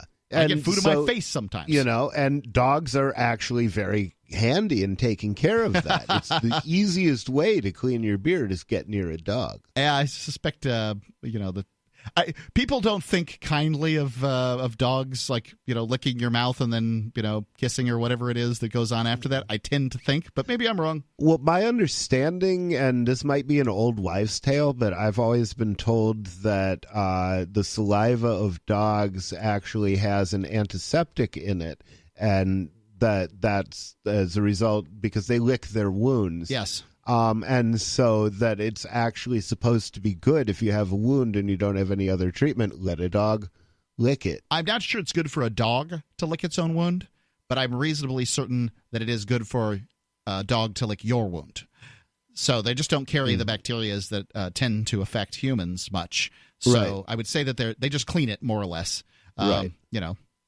And well, they're the other acquiring thing some is protein out of if you've got, you're not going to catch a disease from yourself. If it's in your wound, it's probably also, or if it's in your mouth, it's probably also in your wound. I don't know. Mouth's a pretty dirty place. I'm not going to recommend it. I don't know as far as dogs I keep go. mine, immaculate. But one thing that kids do is one of the first things they do, they get a cut, they stick it in their mouth. Right. And so it's just a natural thing to do is to clean a wound with your mouth. I think I'm not recommending that, ladies and gentlemen, but I just thought this was interesting. I want to get your take on it as a bearded man and what your thoughts were on beards and bacteria. You're welcome to call in with your opinions too. The number is 855-450-3733. It's 855-450-FREE as in Free Talk Live.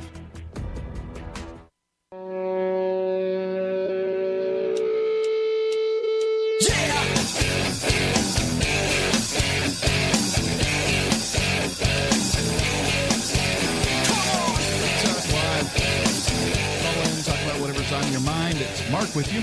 And Rich Paul.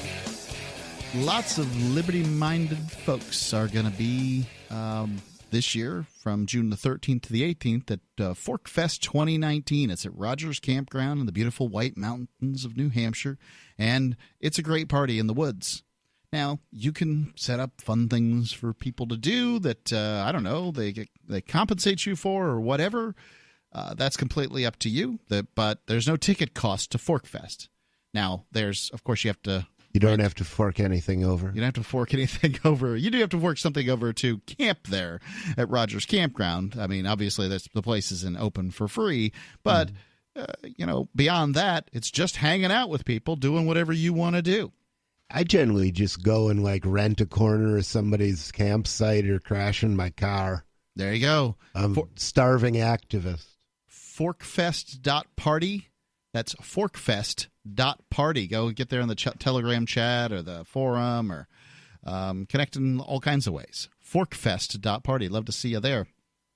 And speaking of starving activists, don't forget about tips.freetalklive.com. Is it tips.freetalklive.com? Yeah. It's tips.freetalklive.com. There you go. So, Rich Paul, I wanted to... That sounded scripted. I wanted to tell you this story. It is about... Well, what you'll often hear is when people talk about weapons of war, assault rifles, or whatever the term is that's being used to describe rifles that they don't like, right? Pretty much every rifle out there is semi-automatic these days. There's a few bolt actions and things like that, but more or less you're seeing many rifles that are semi-automatic, right? Now, they can have larger magazines than others. Some states mandate smaller magazines. Some states will let you have, I think it's up to a 30-round clip. I guess you could probably have a barrel clip of 100 rounds if it was still semi-automatic. But a lot of people will say, what do you need that for? Well, you need weapons of war specifically for war. And war is always a possibility. The Second Amendment, I went to a military academy in high school, and what they taught me is the Second Amendment is what supports, this was from the point of view of a person who was in the military. He said the Second Amendment exists so that the civilians can shoot us if we get out of hand. And when he said us, he meant military and law enforcement. That's what the Second Amendment was put in place for. It's pretty clear that people had just finished doing just that. The United States exists because the founding fathers became so unhappy with their government they were willing to shoot its center of mass in the form of people, because that's all government is. And what I would say is that there are sometimes instances that a semi-automatic rifle in your house as a defensive weapon is probably in case some weird stuff happens. But sometimes weird stuff happens. Yes. The Rodney King situation where there were riots in the streets in Los Angeles and shop owners used guns to protect their business. Rosewood, I believe there was there's been terrible things that happened. And they were defending their business against racial violence because there was a black majority which had a lot of antagonism toward a Korean minority that was running shops there. And there had always been tension between those two groups because, it was felt that the Korean shop owners were exploiting the people they sold things to. Yeah, I don't really understand that particular philosophy, but I will say that either. I don't there's been a lot of violence in the United States that's been racially motivated, and it hasn't, it's not one particular race doing it every time. Oh no. But if you're you never know when, for whatever reason, somebody's going to decide you're the bad guy and do something. But let me tell you a story that happened here. This really seemed to be that particular issue, but I'm kind of curious as to what's going on. They don't talk about race in this. Not that this is aimed at that. This is just about sometimes crap goes wrong. Mm-hmm. Houston, Texas, from concealednation.org. A man fought for his life against not one, not two, but 5 armed men who broke into his home. This gun owner was prepared for a fight and utilized his AK-47 to defend his home and his life. 2 masked men went into the home where the 20-year-old resident was. At first, he thought it was a joke, but quickly realized these armed men meant business. When they demanded cash, the resident complied, or at least that's what he wanted them to believe. He said that he was going for what they wanted, and he reached under the couch. Instead of pulling out money, he pulled out his AK-47 and began shooting the suspects. Yay! 3 of the men were killed, and the other 2 were injured. Yay! Both injured suspects were taken to the hospital, then arrested. So here's a quote from the article. The defender pursued the invaders into the front yard. A pile of brass in the front yard has been described as being from several different guns. The defender continued the gunfight with 3 occupants of the car that delivered the 2 home invaders. The group fled the scene in the car. The car crashed a couple of blocks away.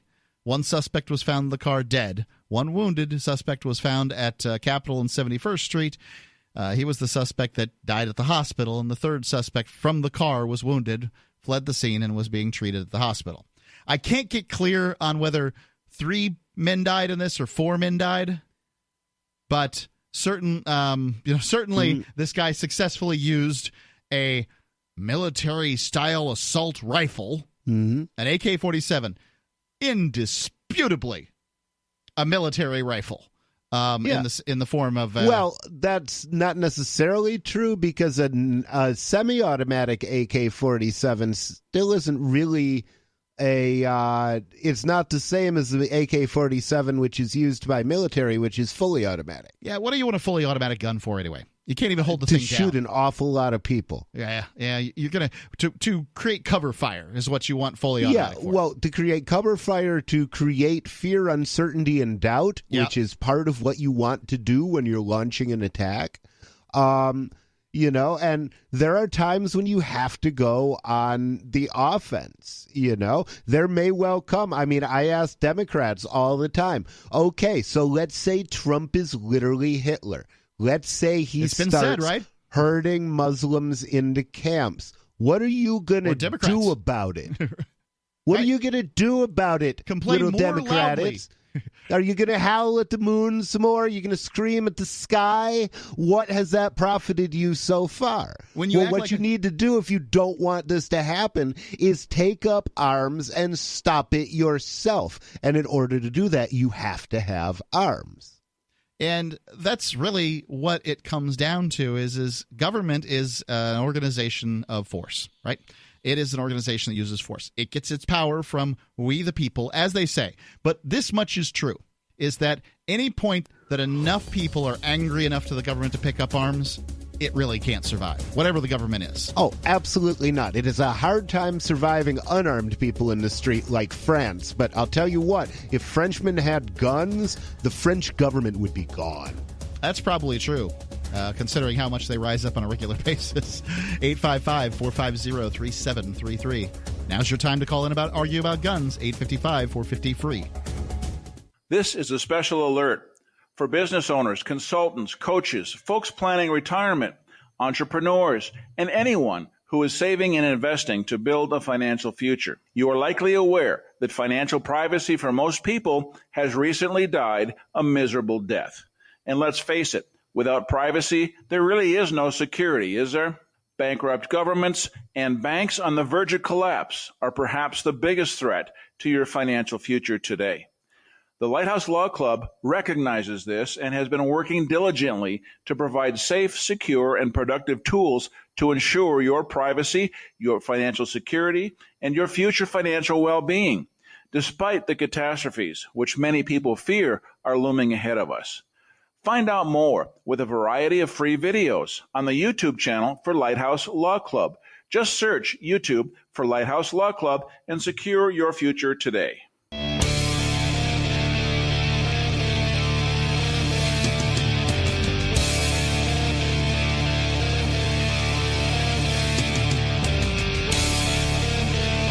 Live. You can call in, talk about whatever you want. We've got a situation here. We're reading a news story where, well, a man used an AK-47 to defend his life and his house from the bad guys here. And so many people will ask you, well, what do you need a weapon like that for? The answer is, what if 5 armed men come in your house? And that's what happened to this guy. You got to shoot them mofos. You got to shoot them. Let me tell you about our Twitch and D-Live channels. If you want to see us streaming, this is a great way to do it. Go to twitch.freetalklive.com, and when you do, just go there and leave that browser open. We're trying to get enough people on these channels so that we get sort of partner status. We're doing okay on DLive at dlive.freetalklive.com. But we could still use a little help on Twitch, twitch.freetalklive.com. And leave a browser open. We'd appreciate it. Just helps run our streaming numbers up, and at some point we'll get partner status, and that'll be good or something. We're thinking about doing some kind of contesting there to make people happy. See, I think we should have Bitcoin giveaway contests of some sort. Ian's been working on that. I think that's going to happen here in the near future. I think that would be a wonderful thing, especially if hosts can enter. All the better. I need to build up my coin stock. Yeah, that's not going to happen.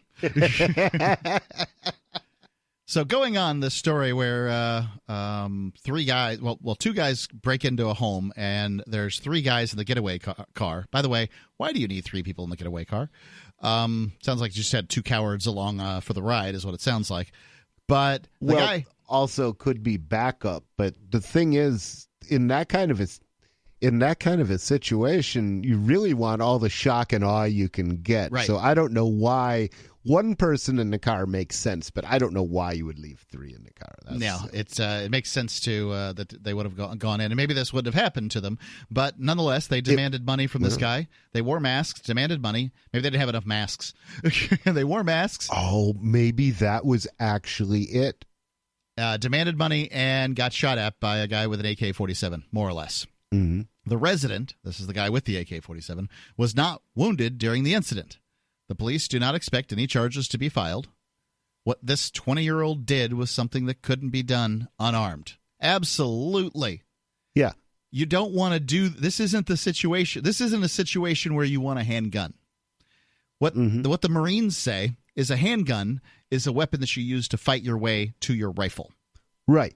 A rifle is something that you want to have if you've got a fight going down. I mean, you need to put bullets on target. You want a rifle. No, a handgun is very effective against an opponent with a handgun. It's generally sufficient, but yeah, if you have an opponent with a rifle, you want to cap the first one, and you want to take his rifle, and you want to use his rifle against, any remaining bad actors. Going on, the resident showed skill and maintained his cool under pressure. His approach of pretend compliance is what made the self-defense as successful as it was, by completely catching his aggressors off guard. By the way, the element of surprise is always what's important. Mm-hmm. This is what I say is, How a to gun. be a better criminal. If somebody's holding a gun on you, a gun is nearly useless. Sorry. You're not going to bring it to bear before he can bring his finger to the trigger. Right. You're not that fast. It's not saying it's not a good idea to have a gun on you for certain circumstances, lots of them. Mm-hmm. But, if somebody's holding a gun on you and trying to rob you or whatever, it's probably not a good idea to play, rootin' tootin' cowboy with them. You're probably going to end up dead. So, as a gun owner, you've taken on a certain responsibility. One of those is, and apparently this gun owner took on this responsibility. One of those is, where do the bullets go downrange? My father stressed this constantly. Is you've got to constantly be looking at what's behind what you're shooting. Right. If you're just trying to shoot something, well, the bullet's going to land. It's going into something. Mm-hmm. And sometimes it'll go through the thing you shoot into something else. You're responsible for every place that thing goes. And that's one of the important safety reasons for using hollow point bullets, because hollow points expand on impact. Now, yes, they do more damage to the target, and from my point of view, that's a good thing, but also they're more likely to get caught up and stuck in the target, right, or in a cinder block wall that might not stop a full metal jacket bullet. Yeah, that's a pretty good point. I haven't heard that argument before, but it makes perfectly good sense. A hollow point is intended to sort of balloon out when it hits something. Mm-hmm. It gets much bigger. Now, of course, that makes the impact hole big. It makes the exit hole, if there is one, huge. And usually that's not the case, but it's going to destroy flesh and organs and things like that. Yeah. Well, even if it does leave an exit wound, though, it's going to be a much slower moving projectile than it would have been if it was full metal jacket. And bullets are tiny. They're not heavy at all. The only reason they do any damage is because they're moving really fast when they hit you. Absolutely. And this is the reason I read this article is this is one of those stories when people ask you, what do you need a weapon like that for? This is the reason, because you never know if 4, 5 armed people are going to attempt to rob you. Now, I recommend if you're being robbed for some money or whatever, give them the money. But the thing is that you don't know if they're just there for the money. What if they took this money and just capped this guy? You never know whether that's what's going to happen. And that's a very strong possibility. Very strong. I would say if somebody is actively robbing you with violence, I would say the best thing you can do is cap them. If you can. This guy got lucky. If you can. He got lucky, but he was also smart. He handled it. Well, You can. There was a time when there were a couple of guys actually a guy and a girl in Manchester trying to rob me, and he started out with a sucker punch, and we wrestled around a bit. But at some point, she yells, "Where's the money?" And I yelled, "It's in my trunk." Which wasn't true. It was in my pocket. But that was enough to demoralize them because they realized that there was no way they were going to get my key, get out onto the street, and get to my car and get money out of my trunk without killing me. And guile helps. Guile helps. You have no obligation to tell the truth to somebody who's attempting to rob you. This is why I say, including a police officer. Right. Or an IRS agent. To them, just don't talk. Because they will actually put you in prison for lying to them. For lying, right. But this is why I say that it's completely morally acceptable to lie on your tax return. Oh, absolutely. This is just a form the government makes you fill out so that they can rob you properly. Yeah, and also it violates the guarantee against self-incrimination to require you to fill out a form. The 13th Amendment is very clear that that there's no involuntary servitude except for the commission of a crime. Right, so that means that they can't make you do something unless you've been convicted of a crime. Then you can you're basically their slave, right? That's the claim. Well, then what is the income tax forms? All these forms. If it's not involuntary servitude, don't I have to fill these things out? Isn't there a 1-year sentence, basically potential sentence for people who don't fill out tax returns? I don't know. That's what you'll be told. I haven't filled one out since 1999. Well, that was I applaud I had anybody. one filled out for me last year, the truth be told, but I didn't fill it out. The government filled it out? No, Melanie did. Okay. A person filled it out. Yes. She is a person, yes. Yes. Well, I think all of them are filled out by people. That's, I guess they'd have to be. A million monkeys pounding on a million typewriters, right? Yeah, but then you have to have an editor read all these things and sort out the ones that are correct. You have to have a million editors. At least 100,000. Yeah. 855-450-3733. It's 855-450-FREE. As in Free Talk Live.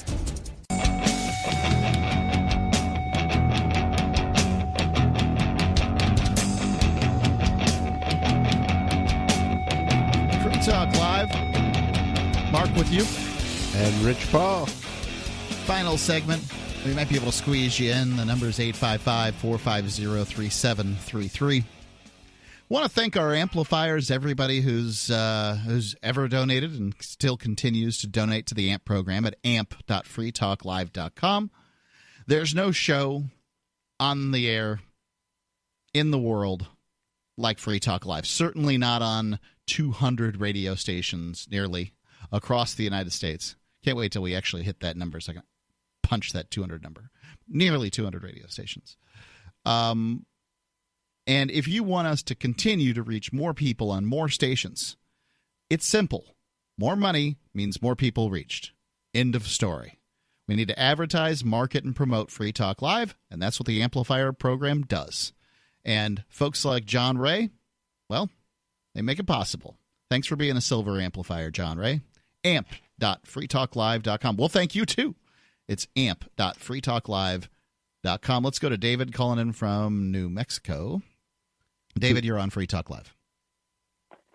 I keep writing these things down, make a list, but the list keeps getting longer because I can't share them fast enough. We have there's multiple things today, but one of them is a Judge Pamela Smith in New Mexico, and she got caught, I don't know, last year. The Supreme Court got a hold of her. Now I guess she's finally going to get charged with New Mexico judge accused of stealing from dead man's estate. Oh. She had wow. the KRQE's got this, Albuquerque Journal's got this, some other places. Anyway, what the little racket that she had going, she got herself elected to be a probate judge. So when people die intestate or without a will, they need to go to probate, or if there's arguing over the will. She had a dead guy come before her court. Apparently, he didn't have any family. And, conveniently, she was not only the probate judge, but she was the coroner. So she responded to the dead guy's house to check out the dead guy, and then discovered that he had no family, but he had $280,000 in assets. And so what she did is in the court document, she put her husband down as his only next of kin. This is just too funny. She put her husband down as this guy's only next of kin, and then they started taking his money to the tune of $280,000. Sure. Who else would? Please. Pardon? Yeah, like what else would they do? They'd have to liquidate everything to get his money, right? Well, of course, yeah. He didn't have any family, so it was a public service. Pardon? How'd she get caught? I don't know. So far, the stuff that I'm seeing on I haven't looked at all the articles, but the articles I do see have not had a whole lot of facts, or not as many facts as you'd like. I see the Albuquerque Journal has more facts than KRQE had, and I don't know how. I haven't discovered yet how she initially got discovered. but I'm sure that as the details come out, it'll be rather entertaining. It's a good story, David. Who's the victim? All of us, society. So society. So the government would have taken these assets and then wasted them on something. Well, frankly, I would rather a corrupt judge spend it all on cocaine than have the government get it and spend it on putting people in prison. Yeah, but I mean, the guy couldn't possibly have been completely isolated from the world. There had to be, he had to have some connection, probably to some blood relative. If he had any blood relative that was alive, no matter how distant, they and there was nobody ahead of them, they would have had claim to it. So at least somebody related to him would have benefited from the life of their blood relative. But instead, some greedy judge saw that there wasn't enough close relatives to notice that she was going to help herself to that money. So the victim is all of us for having a government that apparently, I mean, for if you got judges that are bold enough to try to pull this stuff off, that means that I guess it's our own balances, right? Like these people aren't being held accountable enough if they figure they can stick their hand in the till and no one's going to know. One wonders how many times she's done this before, honestly. Well, they're unchecked, and a lot of them seem to be unbalanced. So, this isn't good. I guess I think you're right. There's somebody who's blood related in that, there's a second cousin twice removed somewhere that this money belonged to. Well, it says right as I scan this as I'm talking to you, it says right here one of the quotes in the article in the journal is moved nearly $300,000 from Domingo's accounts into their own, ignoring quote, living heirs entitled to the estate, end quote, which is what I had just said. So they're citing here that she ignored living heirs. So apparently there is somebody, who would rightfully be entitled to that money if the guy died intestate, by law and by reason. That's who that money would rightfully belong to. Well, this is so that's who the victim is. Asked and answered. I would agree. Another thing is this is a great instance to talk about wills. Ladies and gentlemen, have one. You, me, Rich Paul, and David are all going to die. Everybody's going to die. And to have a piece of paper that indicates who you'd like your stuff to go to is a reasonable thing to have done. There's lots of ways to manage. You actually have any stuff. Well, I don't have any stuff. You should still have it, just so the people know who you want to have your junk. I mean, you've got something. You got a shirt on your back. I think everybody should have one. Yeah. Go ahead, David. Yeah, exactly. So there's an opportunity. This guy, obviously didn't have a will filed anywhere. Not that that's always the case. But I don't even know that my will is filed anywhere, but I certainly have one. It's a good idea. Right, I got it through LegalZoom.com. By the way, I think you can still use coupon code FTL over there to get some kind of savings on the will, and it's always a good idea. So LegalZoom.com, code FTL. What's this other story that you had, David? Well, there was another, as long as we're in the judges, there was another judge this week that I guess I heard this on the radio initially anyway, and then I read up on it. And what this judge did is he lived in whatever neighborhood he did, and in New Mexico here, and he didn't like that the kids next door were playing basketball. They had one of those hoops in the driveway, and he didn't like the noise from the basketball going thump, thump, thump. I don't necessarily blame him, but what he did to solve the problem is he just parked his car for 6 months in front of their driveway so that the kids couldn't play basketball in the driveway anymore because his car was parked in front of it, so that they couldn't use it. And then that was at the kid's grandmother lived next to this judge, and when the grandmother complained about it, he threatened to have her husband was on disability, receiving disability benefits.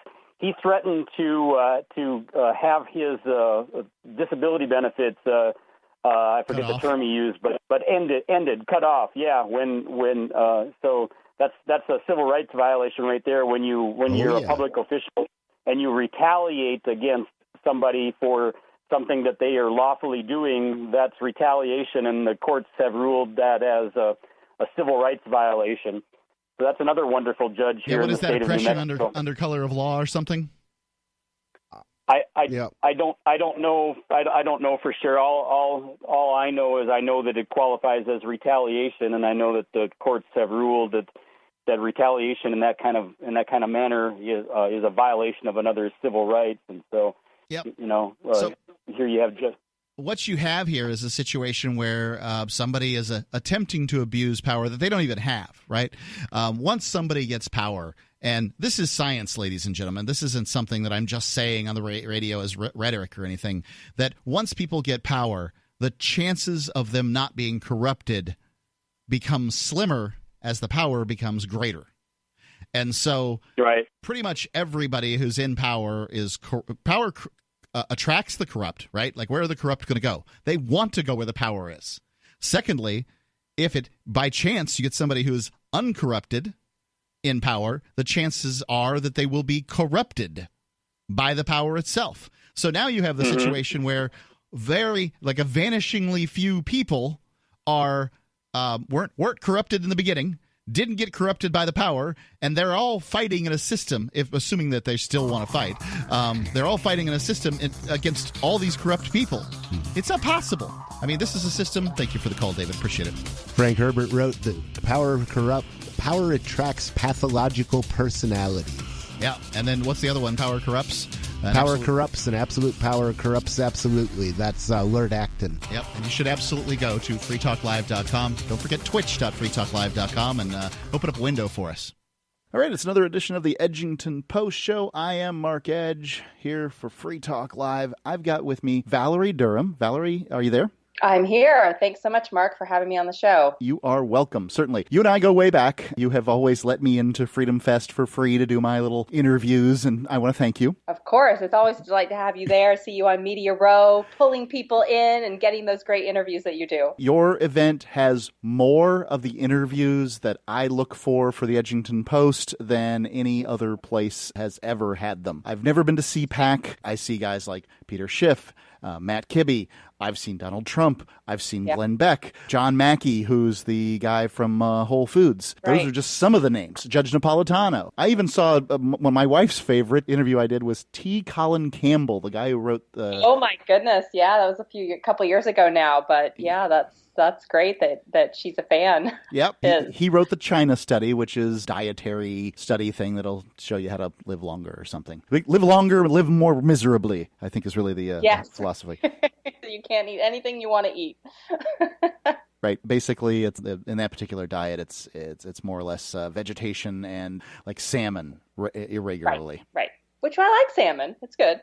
Oh yeah. It's nice. It's just he's probably only having it once a month, whereas I'd like to have salmon a couple of times a month, and then every other meal I'd like to have a little meat too. Nonetheless, it doesn't always work out that way for me. So anyway, I want to talk about Freedom Fest. Thank you for taking a little time with me. It is a great event, and I really do enjoy it. You. What do you think the reasons are that so many people come to Freedom Fest? Because this is the biggest, as far as population goes, Liberty event in the world. Yeah, thank you. I mean, and it is, and it's an absolute joy to work on it every year because it is incredibly diverse. It's interesting to me that you were just talking about the health side and the investment side just in your introduction, because I think that is one of the draws of Freedom Fest, is that we are not just about politics or philosophy. We have a really broad range of topics because our feeling is that freedom and liberty affect our full lives and all aspects of our lives. So we have sessions on health. In fact, this year we're working on a major debate about meat with John Mackey of Whole Foods and Bruce Friedrich of Good Food Institute, and they want to debate the ethics and health of eating meat. And, this all goes into the idea of how free are you if you're not healthy. We have debates on health care, healthy living, diet, all of these things. We also have a full investment conference because if you don't have the wealth and prosperity to be able to do what you want to do, live where you want to live, avoid what you want to avoid, how free are you? So we look at aspects of your digital privacy, the criminal justice system, civil asset forfeiture, which doesn't sound that sexy, but we make it seem really exciting. Well, we talk about civil asset forfeiture on Free Talk Live all the time because it's an important issue.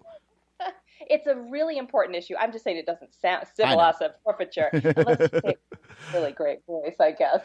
Yeah, money isn't freedom, but it's a pretty close analog.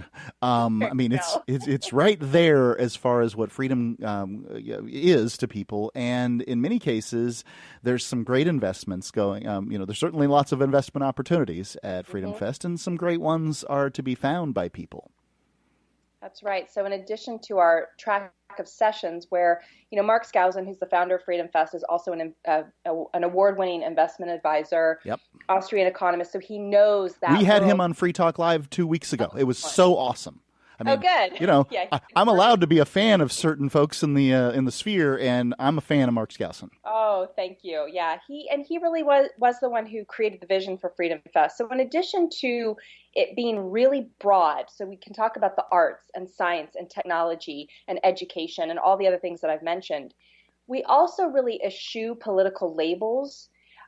We really avoid the idea of demagoguing the left, demagoguing the right, demagoguing conservatives, progressives, liberals, anarchists, libertarians, atheists, faith-based religious people.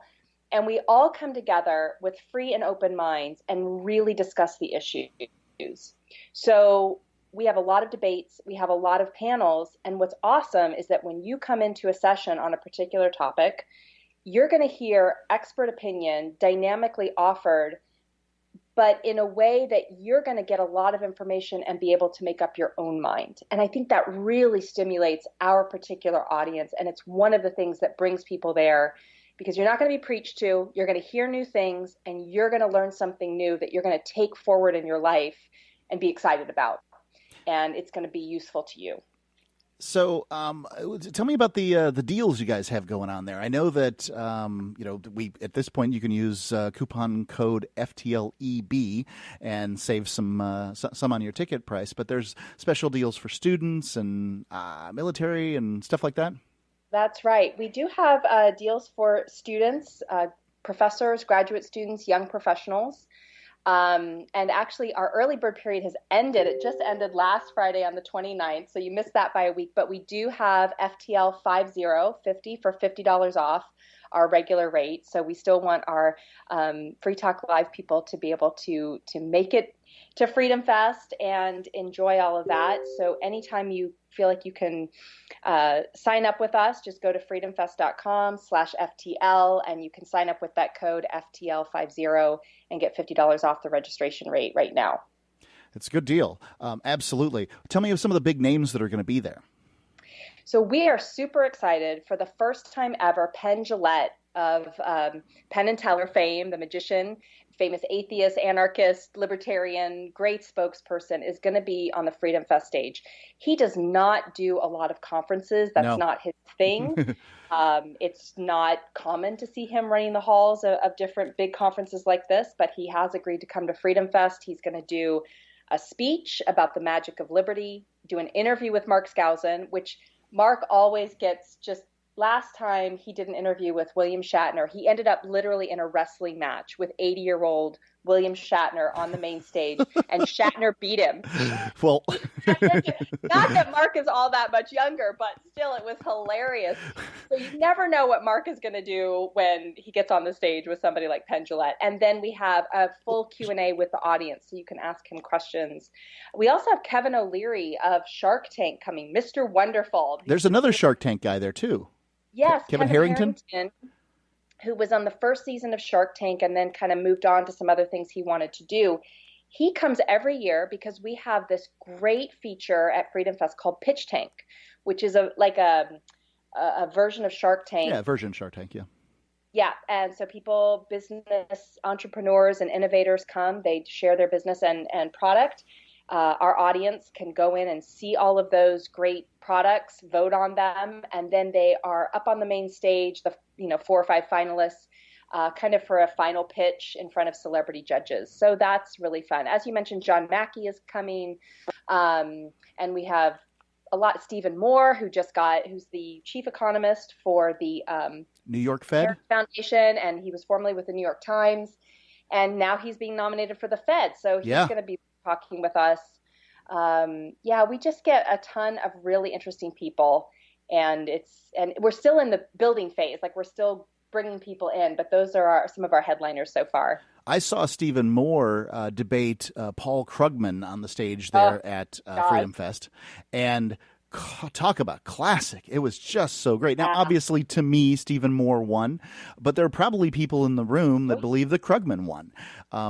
He was really prepared. Yeah, he was ready to go. He had a lot of data, and that debate is actually on our YouTube channel. So if you go to the Freedom Fest YouTube channel, you can see that whole debate. It is fascinating. And right now, Krugman is in a Twitter war with Steve Moore over this Fed nomination, because Herman Cain was also nominated, and so Krugman's going after both of them and Trump, and kind of saying, yeah, Steve Moore appears at Freedom Fest. Well, Krugman appeared at Freedom Fest too. So, and as Mark Skousen liked to point out earlier, he's like, yeah, Krugman's not exactly admitting to his own, mistakes in predicting the bull market after Trump was elected and all the other, mistakes that he's made. So it was going to be terrible when Trump got in office. After the big debate in 2016.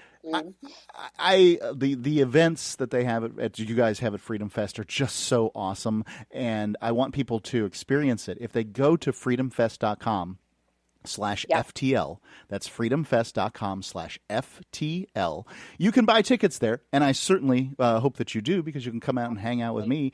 Ian will be out at this go around too. It's going to be his first time. Hopefully my wife will be out on this one also. It's going to be a lot of fun. But if you don't get your ticket right off the bat, if you're not convinced at this moment, because it's not a low end event, but if you're not convinced, please watch the videos there so that you can see what these speeches are like, because this is the best produced, seamless event in the liberty sphere. There aren't mistakes. There are mistakes, but I haven't seen them, and they're minor enough that it's not a problem, I guess. There have to be mistakes, hilarious. Though. And I also want to mention that if you go to that FTL page on our website, freedomfest.com/FTL, we also have an opportunity for you to download our best, most popular sessions from last year's, including the speech by Judge Napolitano. So like you were saying, if you're not ready to register, we want you to try Freedom Fest for free, and you can just click that button right there and get 5 of our best sessions with Charlie Kirk, Heather McDonald, Judge Napolitano, a really fascinating healthcare, Obamacare debate panel with alternative medicine options. So it's really fantastic. Yeah, it's a really great way to do it. And, all you got to do is go there to freedomfest.com/FTL, and you'll enjoy it. Tell folks again so we just go to that same page to buy tickets too, right? Yep, the tickets are there. You can click to register. The code is right there for you, so you can have that information if you want to save $50 on your registration, which who wouldn't? And then if you want to check out more about Freedom Fest, check out our YouTube channel, or just click on getting your 5 free bonus sessions from 2018. And let's not forget that not only is it Freedom Fest a wonderful event, it's in Las Vegas, and that's right. I'm not saying that Vegas is the greatest venue for everybody every day, but it's pretty nice to be able to take your wife to see a show. Yeah. Maybe you can there's some of the best restaurants on the planet. Oh, absolutely. Right. You got great food, great entertainment. Yes, there's gambling. If that's your thing, by all means, do it. It's Freedom Fest. You're welcome to do that. It's going to be at a casino. Which one? It's at Paris this year, right? It's at Paris, and you're exactly right. We actually consciously selected Las Vegas because it is what, in our opinion, the most libertarian of all the cities in the United States. It's certainly libertine. There are a lot of things that are free, free and open there that you can't do other places. It's your choice, obviously, in a libertarian philosophy. But it's great because we schedule the day when it's hot outside. You don't want to be out on the Strip in July. So you stay inside in the nice, beautiful Paris air conditioning in our meeting space. And then in the evening, We free all of that up, go out to a beautiful dinner, show, world-class entertainment, and it's all right there in the middle of the Strip. It's a great experience. I would imagine that July is probably a little less costly than, I don't know, November or maybe October. There's probably seasons. That is definitely true. The summer is a little bit cheaper to get out to Las Vegas, and you're guaranteed to have a great time. Las Vegas as a city has really done a tremendous amount to have a broader appeal, a more family appeal, like you were saying, Mark, and to just have world-class entertainment, world-class dining. There really is something for everyone, not only at Freedom Fest, but also in Las Vegas. So you're guaranteed to have a great vacation/learning experience. It's kind of the best of both worlds. Valerie Durham, freedomfest.com/FTL. Thank you. Perfect. Thank you so much, Mark. Did you know you can legally exit the U.S. federal income tax system? Well, it's true, and thousands of American nationals are doing it. The 16th Amendment and the Internal Revenue Code are legal, but only in a limited jurisdiction. This is the basis behind the voluntary nature of the income tax. Learn the exit strategy provided by Congress. Find out more by visiting weissparis.com and watch our numerous videos. That's WEISS Paris.com.